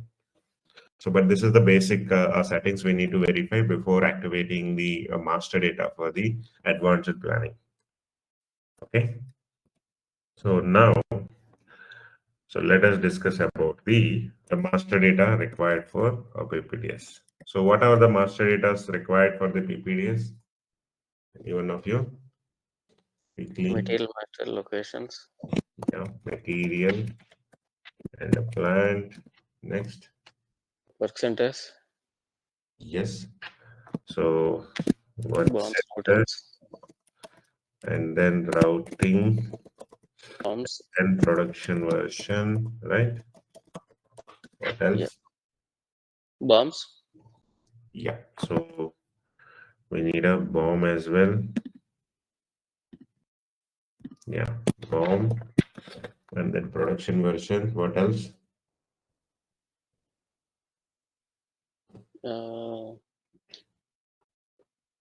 PARs or Yeah. So you need to maintain the PR if it is for the external procurement from which vendor the procurement element has to be created. The PAR should be there, right? Okay. So that is comes under the transactional data, right? again, you need to be create any vendor records, right? That should be a master data, Yeah. not that. So that is vendors or the customers, right? That's Yeah, what you're saying. yeah. So that is required. Anything else? And what else?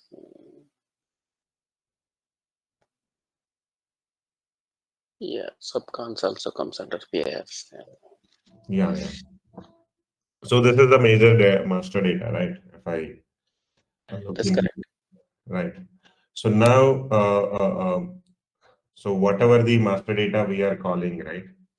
So that when we are dealing with the PPDS, so material we call it as a product. Product. So the plant we call it as a location. Question. Resource Work center we call it as a resource.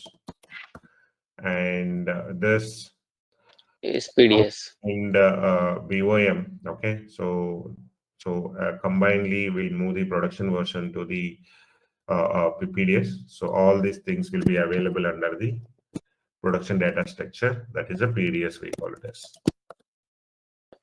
Right. So this is the major thing. So we have that. So other things also. First, we'll try to set up this and try to shift this master data to our PPDS. Then we'll look for the other transactional data. Okay.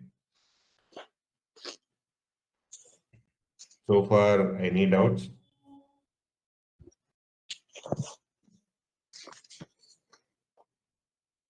No. Good.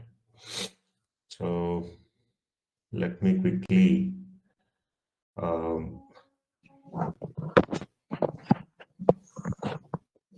go to our S4 system and try to create one by one.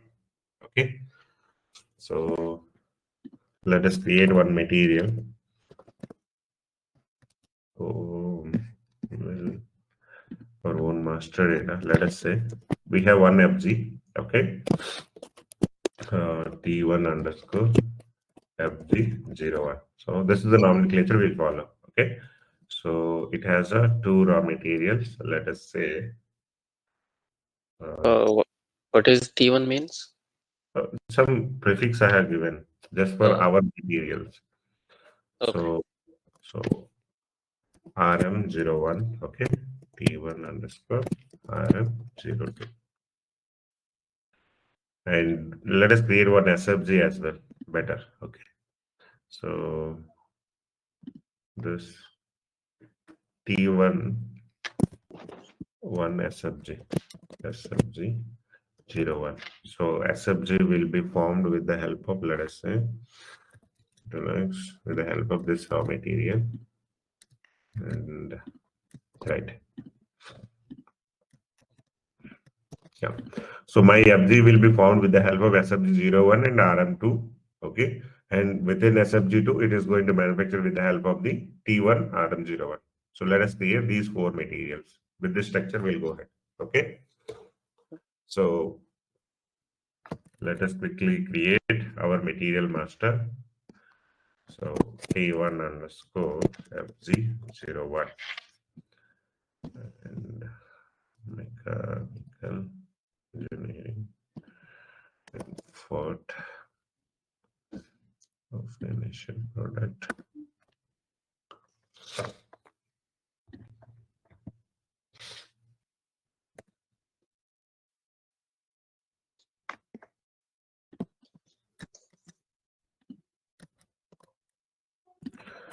So basically the measure is each 01.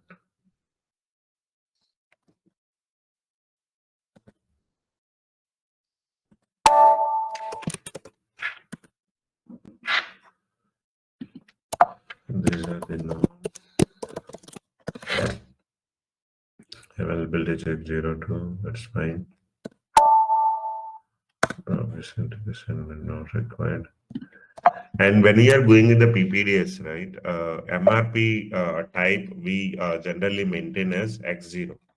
So from the MRP type, we can understand that are you doing in the PPDS or in the PP? Okay. So if it is a planning renewal for the MRP, we maintain as a PD, right, in the PP. The Right. moment when you enable this product for the PPDS, you need to maintain the MRP type as X0. Okay. And the lot size you can give, let us say, lot for lot.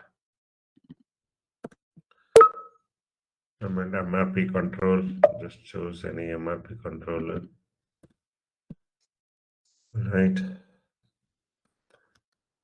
Procurement type, I'll give, so this is in-house, E, right. You just maintain the strategy group, let us say make to stop if we are going 10. Okay. Karthik, I have one question here. You Yeah, choose the lot to lot, right? yeah. So go back there, MRP1. Right. So this lot to lot required, right? Mhm. Either the min quantity and max order quantity, max lot size. Yeah, that is also required. If we maintain it, that will respect as per that. Yeah. So is that not a mandatory, or what do you say? I mean, if you really follow for the business, it is mandatory, but as we are in the test environment, it doesn't matter much. So And whatever requirement as per that, with respect to that log, it will be generated. If you want to follow that, then let me maintain something. Okay. if you give this, right, Mm-hmm. it respects the lot sizes on your bomb structure, correct? For the order level. Yeah, at the order level, yes. Yeah. So this is the minimum quantity we should be maintained as a order level production order. Okay. Yeah. So this is again with respect to the business process. So how much has to be the minimum lot size and the maximum lot size? The reason why I didn't maintain it, we go with the random data, right? So Mhm. as per the lot, whatever the requirement, suppose the requirement is 20, then 20 with 20 and an order will be created. So Okay. then What restriction. if, yeah, what if my lot size procedure is FX fixed lot? Fixed lot, as per the fixed lots only it will be generated. Suppose if your fixed lot is 5, then the it will be generated in the multiples of 5 only. So whatever the requirement is there, sometimes you may lead to the extra receipts as well as you have the fixed lot size. Okay. Okay. And reorder points has to be maintained for this or not? Not so reorder point is required when you are dealing reorder point planning. So if you have certain raw materials, the rear point, I mean, majorly we maintain for the raw materials. So if your stock is going below that reorder point, okay, Yeah. it will verify, and during the planning run, it will verify your reorder point and the current receipt elements. If it is below your reorder point for the remaining quantity, it will generate the receipt element when you're going for the planning run. Okay. Okay. So mostly it MTS case, it's always be added advantage to make. Hmm. Yeah. So this as per this, when you are dealing with the reorder point planning for the raw materials, then as per that you need to maintain certain quality quantities here. And when we are running it, irrespective of the requirement. So when you are going with the reorder point planning, it won't verify the requirement. It will verify my reorder point only. How much is reorder point? How much is the receipt elements? So it will compare for the remaining quantity. It will generate it, no matter whether you have the requirement or not. That is always be a stock, correct? Right, right, exactly. And planning time fence also, right? When you do the planning time fence, some So 30, 60, 90 days, right? yeah, planning time frames is like when you're doing the planning. So, for example, if I mention the 10 days, okay, whatever the orders are there, the 10 days, that will be, you won't be able to disturb it when you're taking any a planning run, whether it's MRP live or the product heuristic. So, that will be fixed. So, you are not going to change it. You're going to fix it. Yeah, For that's correct. That's a frozen period, you can say, correct? yeah. So, yeah. So, in those cases, we maintain the planning time frames. Okay, okay, got you. Thank you. Yeah. So, in-house I maintain, and this is fine. This is fine. So here, this is the specific to the our PPDS thing. Okay.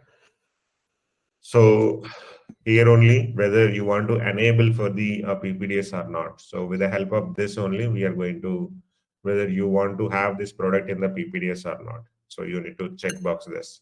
So if you are checkboxing this, then that means it is enabled for the PPDS. Okay, just a second. I'll take water and come.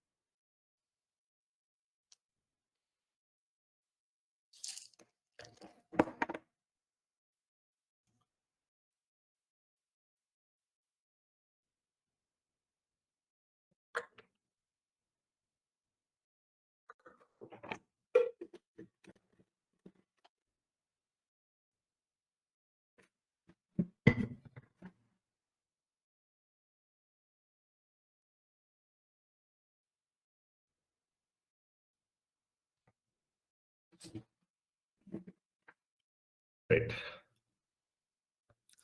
So you need to enable this, and the moment you enable this, there is one option for the scope limitation. So, Did you see here? There are four yeah, options are there for the scope limitation. One is PPDS for display, and PPDS restricted only for the in-house, and PPDS restricted and entire scope for the in-house only. Okay. And against the scope limitation, we have a profile. So what does it mean is, if I mention the PPDS display only, okay, so the materials will be available in the PPDS, but the planning will take place in the S4HANA only. So just for the display only, we'll go ahead, okay. And this is restricted for in-house products.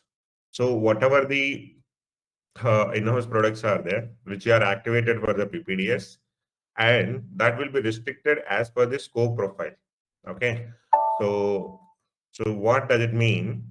So we have a lot of planning heuristics. Okay, so in the heuristics, so for example, there are 20 heuristics are there. Okay, the planning runs. So now only for in-house, you need to only limit it to the 10 heuristics. 10 heuristic only you need to execute. So other heuristics you are not allowed to execute it. Okay, if you want to restrict it, so then you can restrict with the help of the scope profile. So there is a separate configuration to maintain the scope profile. So for the better understanding, let me open the scope profile. Advanced planning.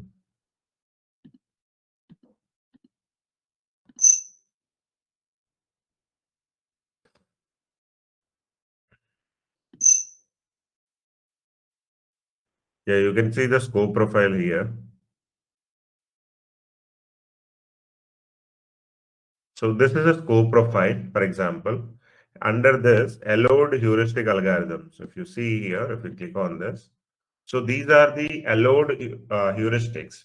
If I assign the SAP underscore PPDS 01 to my material master, okay, so that means it will be that particular material. Yeah. So this particular material can only able to execute these many heuristics, whatever it is there in this. You have created one more scope profile with the 5 heuristic, then 5 heuristic only he can able to execute it with that for that particular material. Okay. And if it is restricted, whatever kind of material it is, if I restrict it as per the scope profile, then you mention this. Okay. And there is no scope at all. So then you will go for the entire scope. So if I go for the entire scope, then the scope profile will not be required. So if I go back, the moment I mention the entire scope, then scope profile is not required. Whatever the available heuristics are there, all the things you can utilize for your product. Okay. So this scope and scope profile limitation is to limit your planning runs for your respective products. Whether you want to restrict or you don't want to restrict, accordingly we need to maintain it. So that means that the below three options are used only PPDS and above option is not used. Is that correct? This one, Yeah, display only. display only generally. See, if you have a three-tier bomb level, okay, 3 levels of bomb, okay, Mhm. up to 2 levels you want to plan in the PPDS, but the last level you don't want to plan it, okay.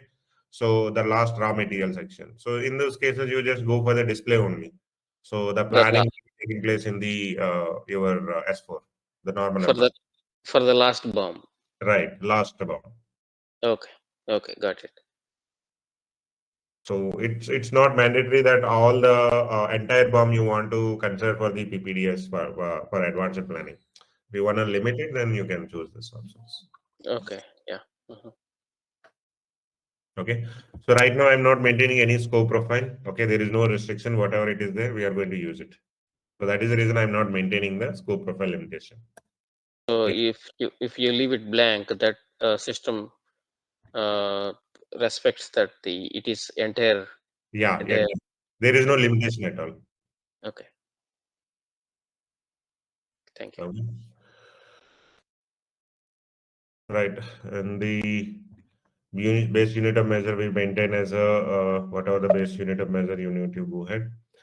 And our plan explosion will be the PDS. Whatever the PDS is there in the PPDS, that is going to explode during the planning run. That has to be considered. Okay. And planning procedure, we go with the 4. Okay. So whatever the bomb structure is, the entire bomb structure will be planned. Okay. So the 4 we need to maintain. This is the default settings we need to maintain. Plan exposure should be 5 and the planning procedure should be 4. And whatever the heuristic for this material you want to consider. For example, this is a raw material. I want to carry out the reorder point planning for this. Then you maintain the reorder point relevant heuristic. If it is a normal thing, you want to go at the only product heuristic, standard product heuristic, then maintain the heuristic that. So when you're going for the run, this heuristic will be referred. Okay. So we'll go with the standard planning of standard lots. Okay, this is the regularly used standard lots. Okay, so we are going to discuss the difference between the two heuristics and everything in the coming sessions. So these are the major advanced planning settings which you need to maintain it. So this is mandatory, and this is mandatory. Okay. So let us click on this.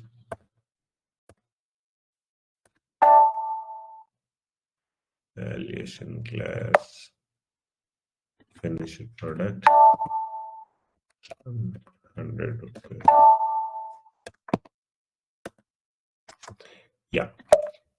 So our material is created and it is activated at the same time. It is activated for my PPDS.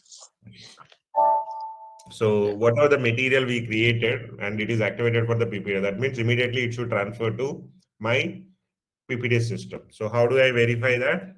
The T code for the product master is SAP APO MAT1 //SAP APO /MAT1 is the T code to verify the our product master data is shipped properly or not. So T1 underscore FZ01 and 1710.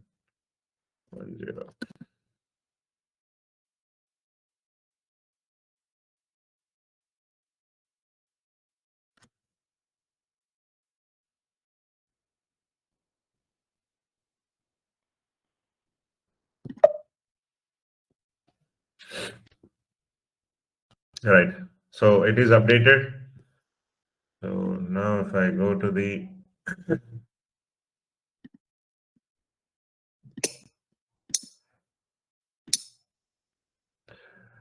right, whatever the heuristic you have selected, whatever the planning procedure you have selected, that automatically appeared here. And one thing I want to show to you.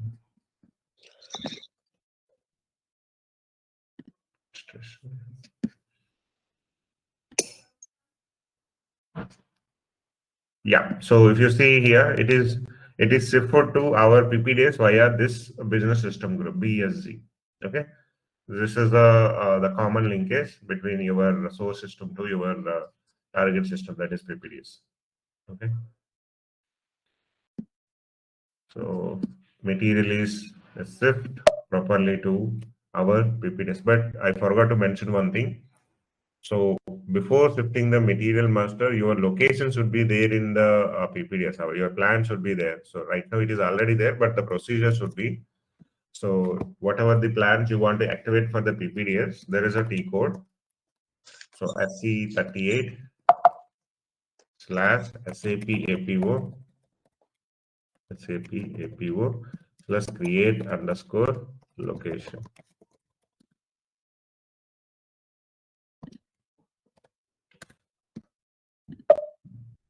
So this is a T code to transfer your plans to the PPDS.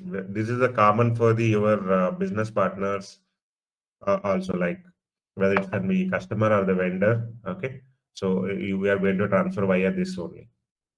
Okay, so our plant is 1710. It is already shipped, but if you want to ship any new plans to the PPDS, you need to mention that plant here and click on create.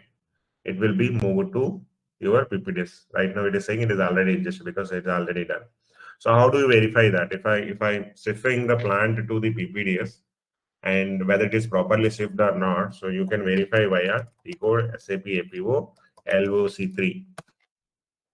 So this is the T code to verify whether my plant is properly moved to the PPDS or not. So it is properly moved. Okay, via this BSG, same BSG. If I write down here,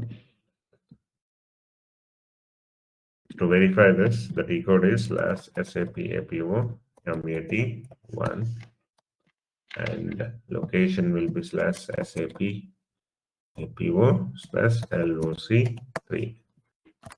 Any doubts so far?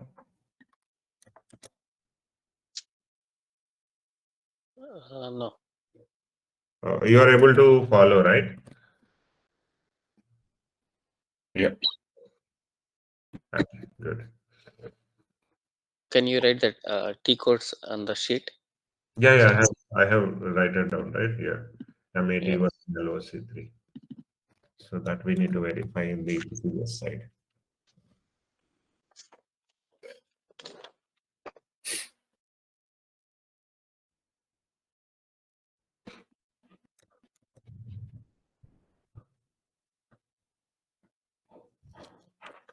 So now, before moving your other data, so first you need to create the bill of material. To create the bill of material, you need to have this other materials also. Let us quickly create it. Okay, one by one. So, yeah, SFG. Sorry. MM01.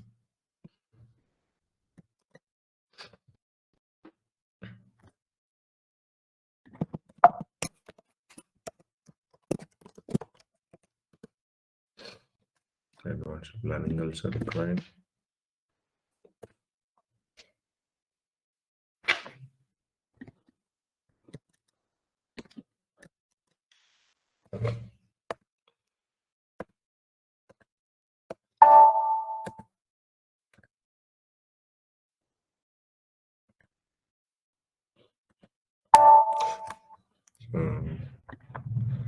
Advanced planning. So this is enabled. This is fine. Okay. Good.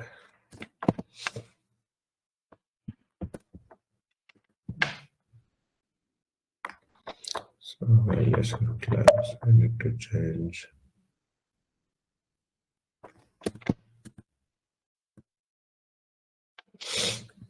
Yeah. So SFG is done. Let us quickly create the raw materials as well. P1 underscore RM01. So this is same industry, but push it. We didn't change the material type for the HALP.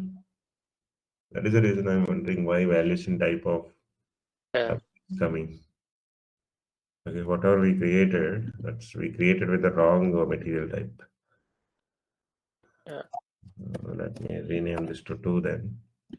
It's HALP material. Semi-finished.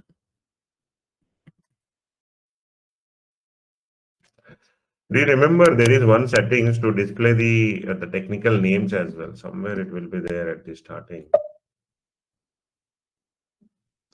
In the settings or somewhere.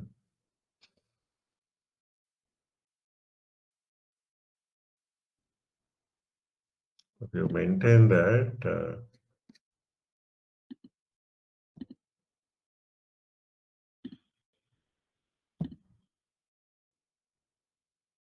that's the technical names we have given.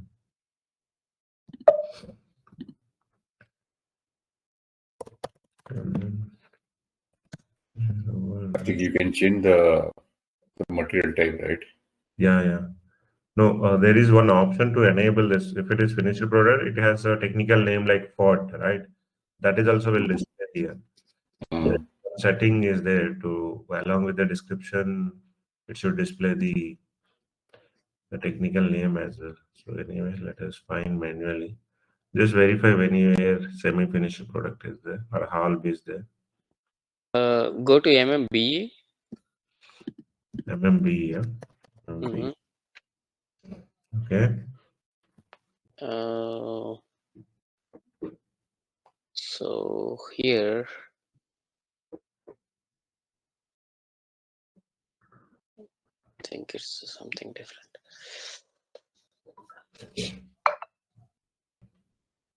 No, not MMBE. Sorry, it's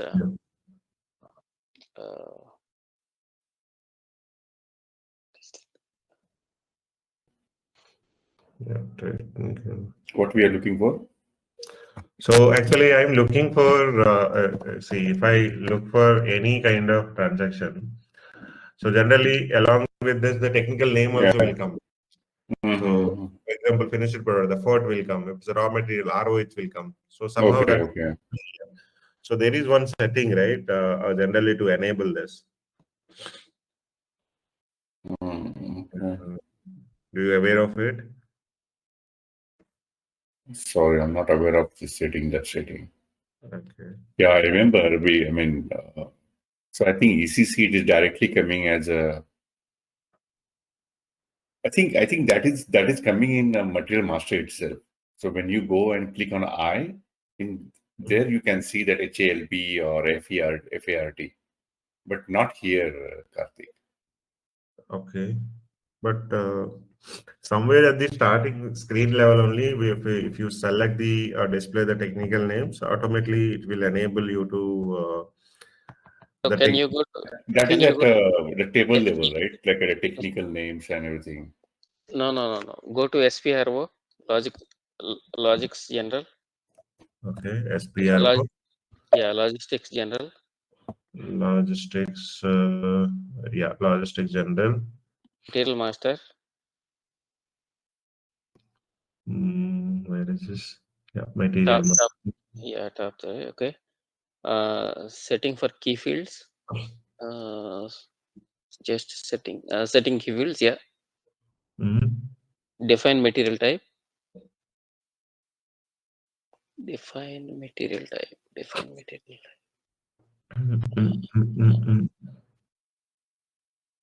No.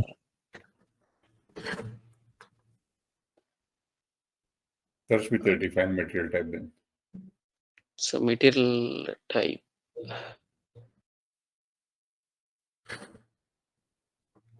So anyway, let's manually give that. I will verify from the backend later. So our SFG02 mechanical engineering, HALB material, HALB. Just type semi. Yeah.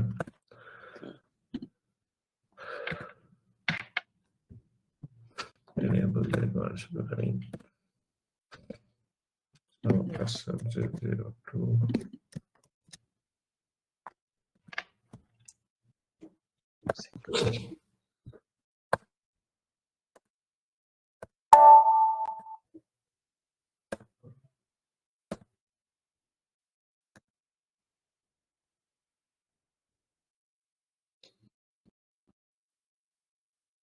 Yeah.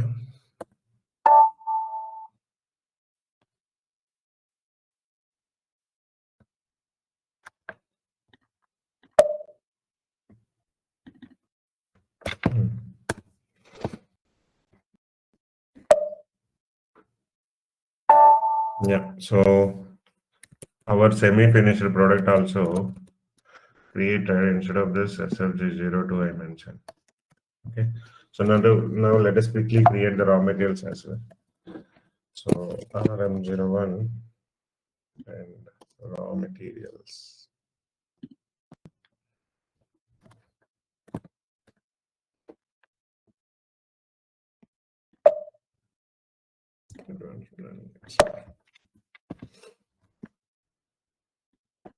So RM01.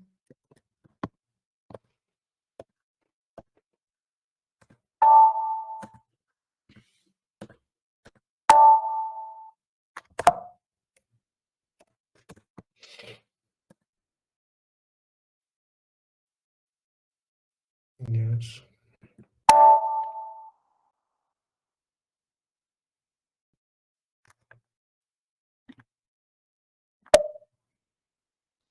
Raw materials.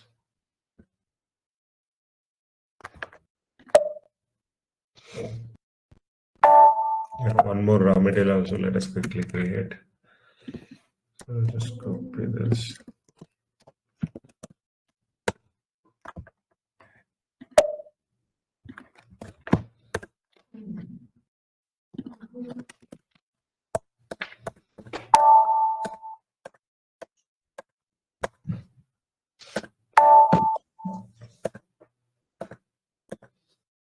Yeah.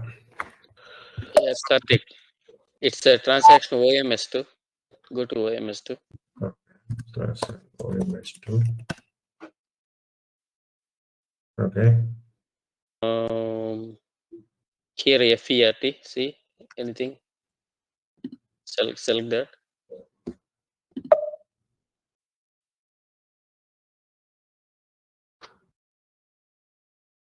Actually, from here it has to populate the FERT one. Yeah.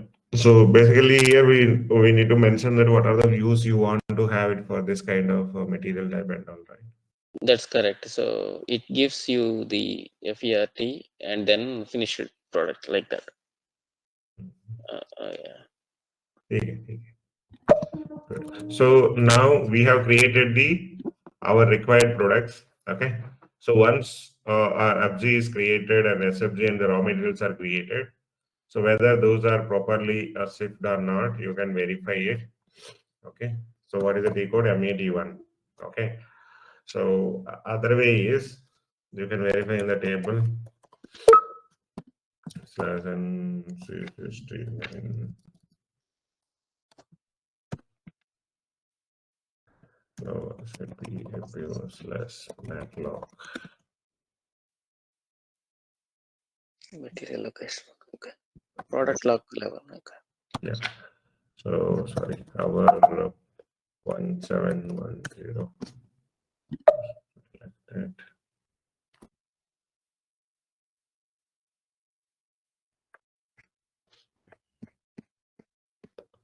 Okay, ID file.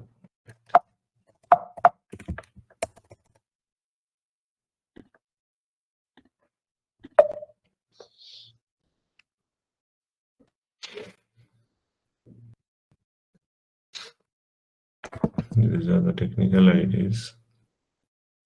Okay, got it. So before going that, let me verify the name actually. Execute dash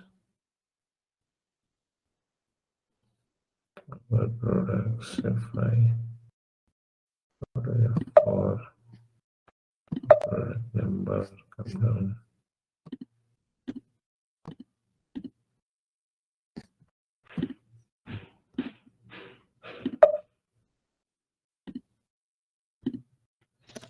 T1 star.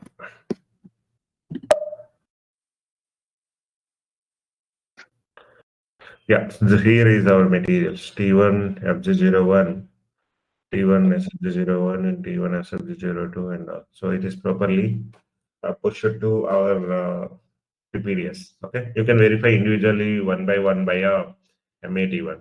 Okay, for example, I want to verify this is properly updated or not. It is updated in the database, so here is updated as well. So, but if you go by a transaction, so this is the way. Okay, it is updated. So the materials and everything is fine. Now, with the help of the materials, let us quickly create a bomb. Okay. So what is the T code to create a bomb? CS01. CS01. So the material FG is T1 underscore FG01, and the plant is 1710. The bomb uses, I'm going with the production bomb. That is 1, and alternative bomb is 1. So valid from today. So what are the components we need to give here? T1 underscore SFG02 and T1 underscore RM02. Okay, 01 or 02? Yeah, 02. Okay, so let us say 1 and 1. Stockable item. Yes. Okay, so successfully we created one bomb, and again for the SFG also we need to create. So T1 underscore SFG01 is selected, and it will be manufactured with the help of RM01. What is 1? Okay, so the bombs we created successfully. So now we need to create the work centers, right? So let us quickly create one work center. So for our case, for the time being, we'll create one work center. later on we'll add our work centers as well. Okay. So T1 underscore WC01. This is the work center we'll create. So just what is the T code? CR01. Right. So T1 underscore WC01 and work center category. Let us say go with the machinery. 001. Yeah. So select this. And I have, okay, just a second. CR01. If I give some reference here, it will be easy.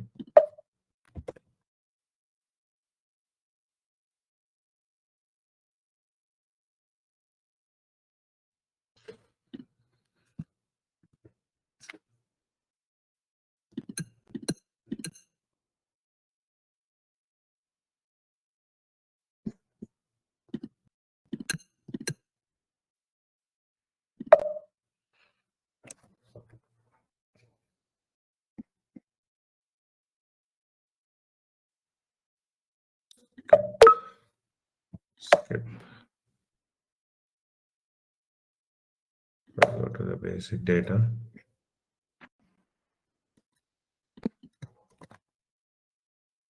So here you can see advanced planning. This is a checkbox to enable whether my work center should be available in the PPDS or not. If I enable this work center will be available in the PPDS. Okay. So the rest of the things are the normal. So whatever the work center is creating, it is of it is responsible by the 001. The default settings are given. The usage, it can be used for the all types of routings. And default values, it is P01 is a control key, capacities. Yeah. So these are all the standard things only. I'm not changing anything. I'm going with the basic setup time and mission time calculations and everything. Okay. So if I go for the capacity,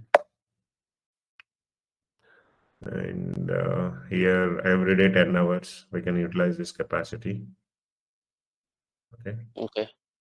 Good. So we And need this is the finite scheduling relevant. and we need the intervals, right?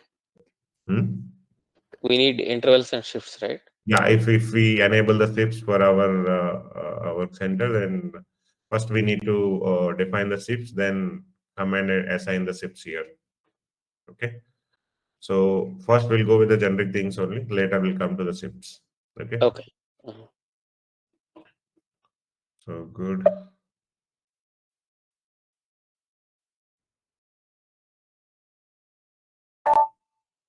So our work center is created T1 underscore WC01. Okay. So let's do it CR02. T1 underscore this certified capacity. Should be this. Okay.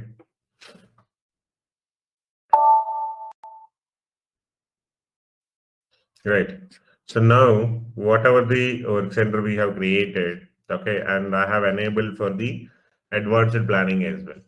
Whether it is properly set for to my PPDS or not, we can verify via /n/ SAP APO/RES01. This is the T code. Okay. So here, whatever the resource we have given, right, that is T1 underscore WC01. It will be prefixed and suffixed with some default thing. So let me explain. So WT1, W is the prefix, always it will come when you move any work center to the PPDS side. W is the prefix, and the suffix will be your plant and the work center category. Okay. So our plant is 1710 and the category is 000. So it's a combination of the prefix and suffix plus your work center name. Okay. So is it default work center means W? Yeah. WT1. Okay. Yeah. So if you wanna look at this is how it is updated. Okay, whatever you mentioned that. So what are the capacity you have given? So that capacity will appear here. Okay, you have given that every day at 10 hours. So all the things are there. So you copied from the different work centers so that they maintain these intervals. Okay. Right. Okay. So this is the place where you will verify whether my work center is properly shift to PPDS or not. So the key code is /SAP APO /RES01. Yeah. This is the key code. Resource 01. Okay. So now before shifting the PDS, you need to have the routing as well. And after creating the routing, we need to create the production version, right? Right. So let us quickly do that. So the key code is CA01. So FG01.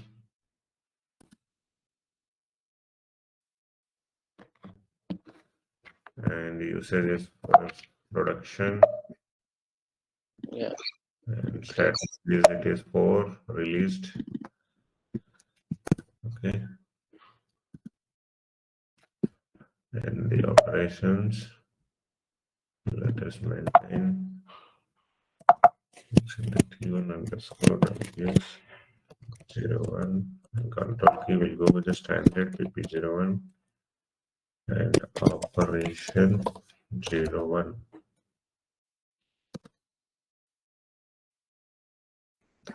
So let us say 10 minutes. 10 minutes. 10 minutes. Okay. So let's save this. So I have created one a simple routing with one operation only. So we'll keep on add that operations going forward. Okay. So just to verify the master data now. So that is the reason the simple master data I have created with only one operation. So now we have created the routing and we have created the bomb. So we need to create a production version out of it, right? So either you Yeah. can do it via material master or you can go with the C223. Correct. So just enter your product. Click on new. So our material is T1 underscore FG01. Okay. So production version, let us say 0001.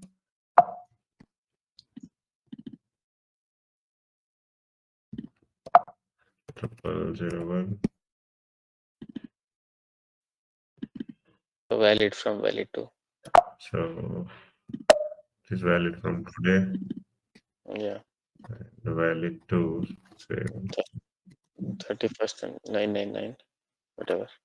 yeah. So let us say 2035.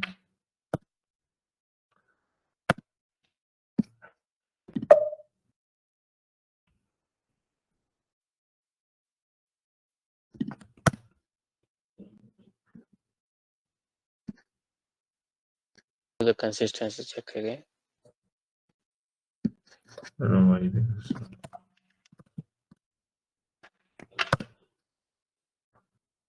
We have saved, no?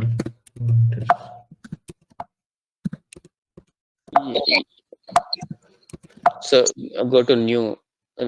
No, just click on the new. So it is saying it already exists. Then if it is already exists, it should show now. Oh yeah. Acha, got it. Why it is not showing, I know. So I need to remove this. Still we didn't assign the routing. Mm. Right. So routing. So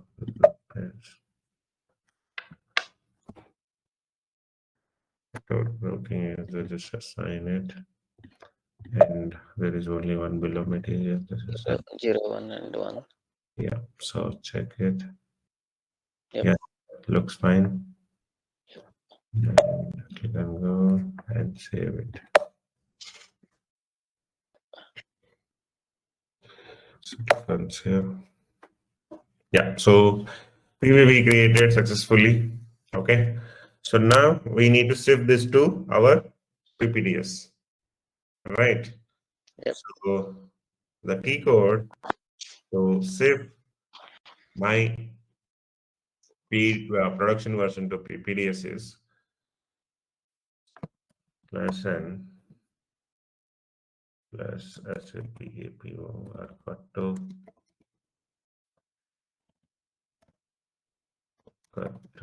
ADV underscore create. Cut to ADV. To create the PDS is slash cut to ADV cut to ADV underscore create. This is the T code to create it. Okay. So just what are the material you have? So T1 FG01 and the plant is 1710 and come to the processing. So the constant check. If you want to do it in the simulation mode, just check the rest mode here. And I want to, as I'm first time transferring, absolute transfer, I'm doing it. Okay. So just select all these things and click on execute.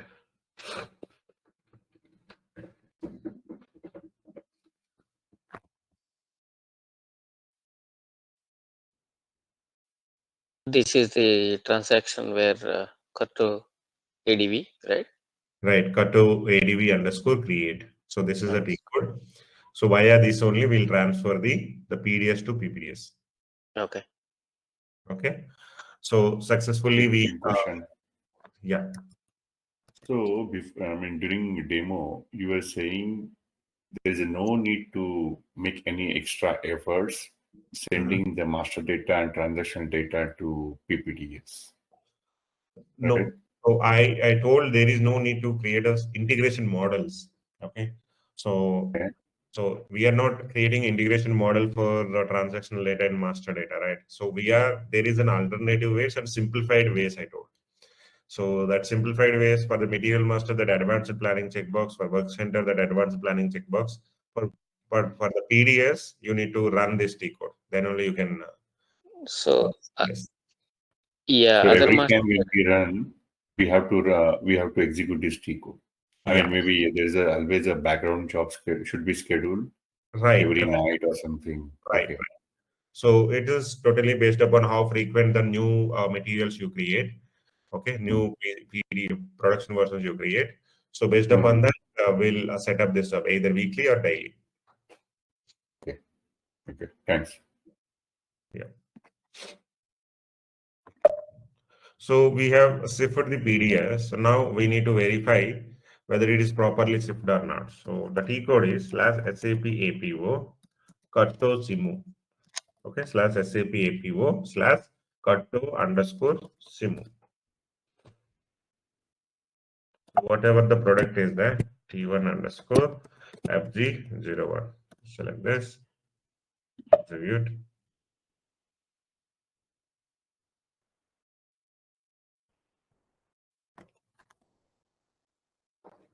Yeah, you can see. So whatever the PDS is there, that is properly shipped here. It has the SFG02 and RM02 and operations. It should have only one operation, and that should be assigned to our resource. Okay. If I go there, and it is assigned to our resource. Okay. So this is how the basic master data which we required to go ahead for the planning I have set up here. Clear? Any doubts so far? Any doubts, Kedar or Madhu? I think I'm good. No, I'm good. Good, right? So can anyone quickly summarize? I think it's okay for today. So can anyone quickly summarize what we discussed in the today's session so that we connect tomorrow to continue further the next steps?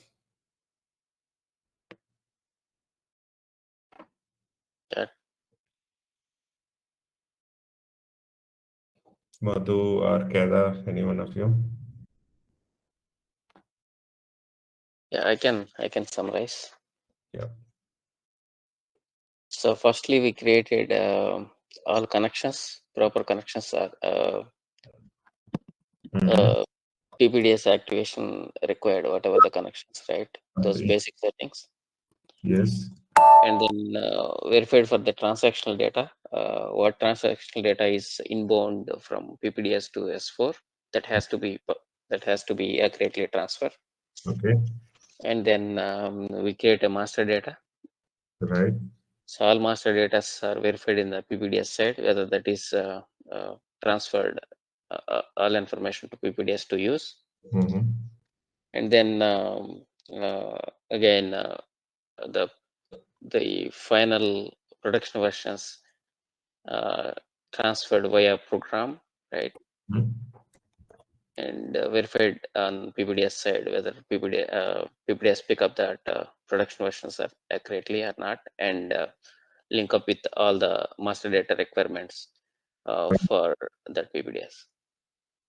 Right. Right. There is one more thing I forgot to explain. So this is also basis activity only. So in order to enable that advanced things in our S4HANA, we need to enable the business functions here. We need to activate some business functions. So let me open this business functions. So what is this for? Business functions means? So I mean to leverage the functionalities of advanced planning or advanced ATP, something like that. So here the business functions should be activated. Then only you can go for that PPDS or the ATP or whatever the advanced modules are there in S4HANA, right? Mhm. Here you need to enable it. It will be enabled, but just for the verification, how to do that. So this again the basic basis they Yeah, they they do. only do that. We don't have an access to this. This is a very dangerous T code. Okay. The Okay. moment I log it on, it is only saying, right? If you remember. So the moment I executed this, SFW by W5. Okay.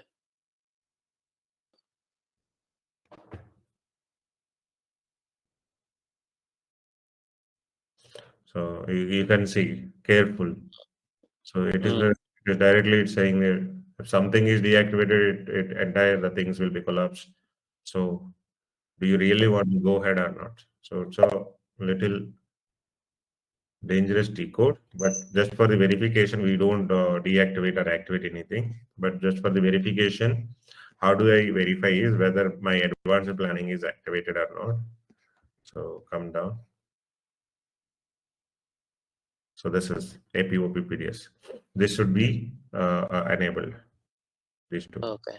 Uh-huh. If this is enabled, then you can good to use S4. Like for example, for one more advanced module that is AATP. So this business function should be activated. So it is already activated like that. So whatever the advanced modules we have in the S4 itself, so those business functions should be also activated here. Okay. So all display business functions are activated. Yeah, yeah. Whatever it is in this yellow color, right? Those are activated. Okay. Okay. So especially for the PPDS, we see only one, right? Yeah, right. Yeah. The remaining all are a different module. Right. EWM is also earlier peripheral system, right? So that is also a special function here. Oh, So okay. like that, whatever the advanced modules which we have in the S4HANA, that the business functions you need to activate here. Okay. Good. One question here, right? Right now, our company is using S4, right? Mhm.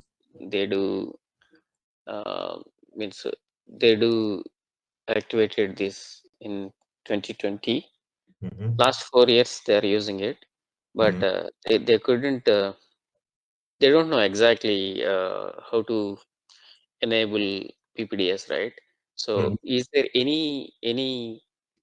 anything which we need to take Uh, either permissions or from SAP or no, SAP only will guide us. So, for example, first time you want to go for you have the license of PPDS in S4HANA. I think I don't know. I need to check it with. Yeah. So that you can simply raise one OSS. Okay. Mhm. So SAP people only for the first time if you are implementing the PPDS. So they will give one a guide what needs to be done. How suppose for example for the live cache. there is one special notes they released how to follow to activate the live cache, or Okay. how to once you get the license of PPDS. So what are the steps you need to follow? So I have one note. I didn't remember the exact note right now, but in the tomorrow session, I will tell you that note number. So, Sure. so Yeah, there you appreciate. can see that. But still, with respect to your customer ID, you can raise OSS. So they will guide you. Okay. So how much the cost? Do you know anything? License cost, exact thing I didn't know. Okay, we'll check with that. Yeah. Yeah. Thank you. Yeah. Thanks everyone. Any queries other than this about the today's session? No, it's good for me. Okay. And Kedar? Yeah, I think I'm also good. Good. Yeah, only thing is the Excel file you created, right? Maybe you can also add, or maybe you can share with us Yeah. that file, and because the Yeah, T yeah. code for that the Sure. configuration we saw is not there. Yeah. So I will share this training notes as well. So with the coordinator, and he will share with you guys. Okay. Today only Okay. I will share it, and along with your recording, this file also will be updated there. Okay. Thank you. So recordings sending by emails or There is sharing by a Google special Drive? procedure, so it will be available in your mobile only. So there is one app you need to install. Okay, ExpertSoft app you need to install. From that app, you will get all these recordings. So that the coordinator, the Naveen, you just connect with him. So basically, you need to share your mobile ID and the email ID. So accordingly, they will activate. So then you can able to see in your mobile. Okay. Thank you. Okay. So in the tomorrow session, what we'll do is we'll continue further. So far we created the simple master data, right? So then we'll try to maintain some transactional data also, how it is integrating to the PPDS. Okay, and then if some inconsistencies are there, how to rectify those things. So tomorrow's agenda is that. Okay. So if I recollect correctly, Mm-hmm. we did mostly outbound from S4, and now we need to think inbound from PPDS. Yeah. So whatever the data we have saved, that is properly gone to the PPDS. Okay. Still, we have saved only partial data. So we need to still sift the transactional data as well. After sifting it, if you are doing some planning in the PPDS, then only we will publish the results to the S4. So that. Okay.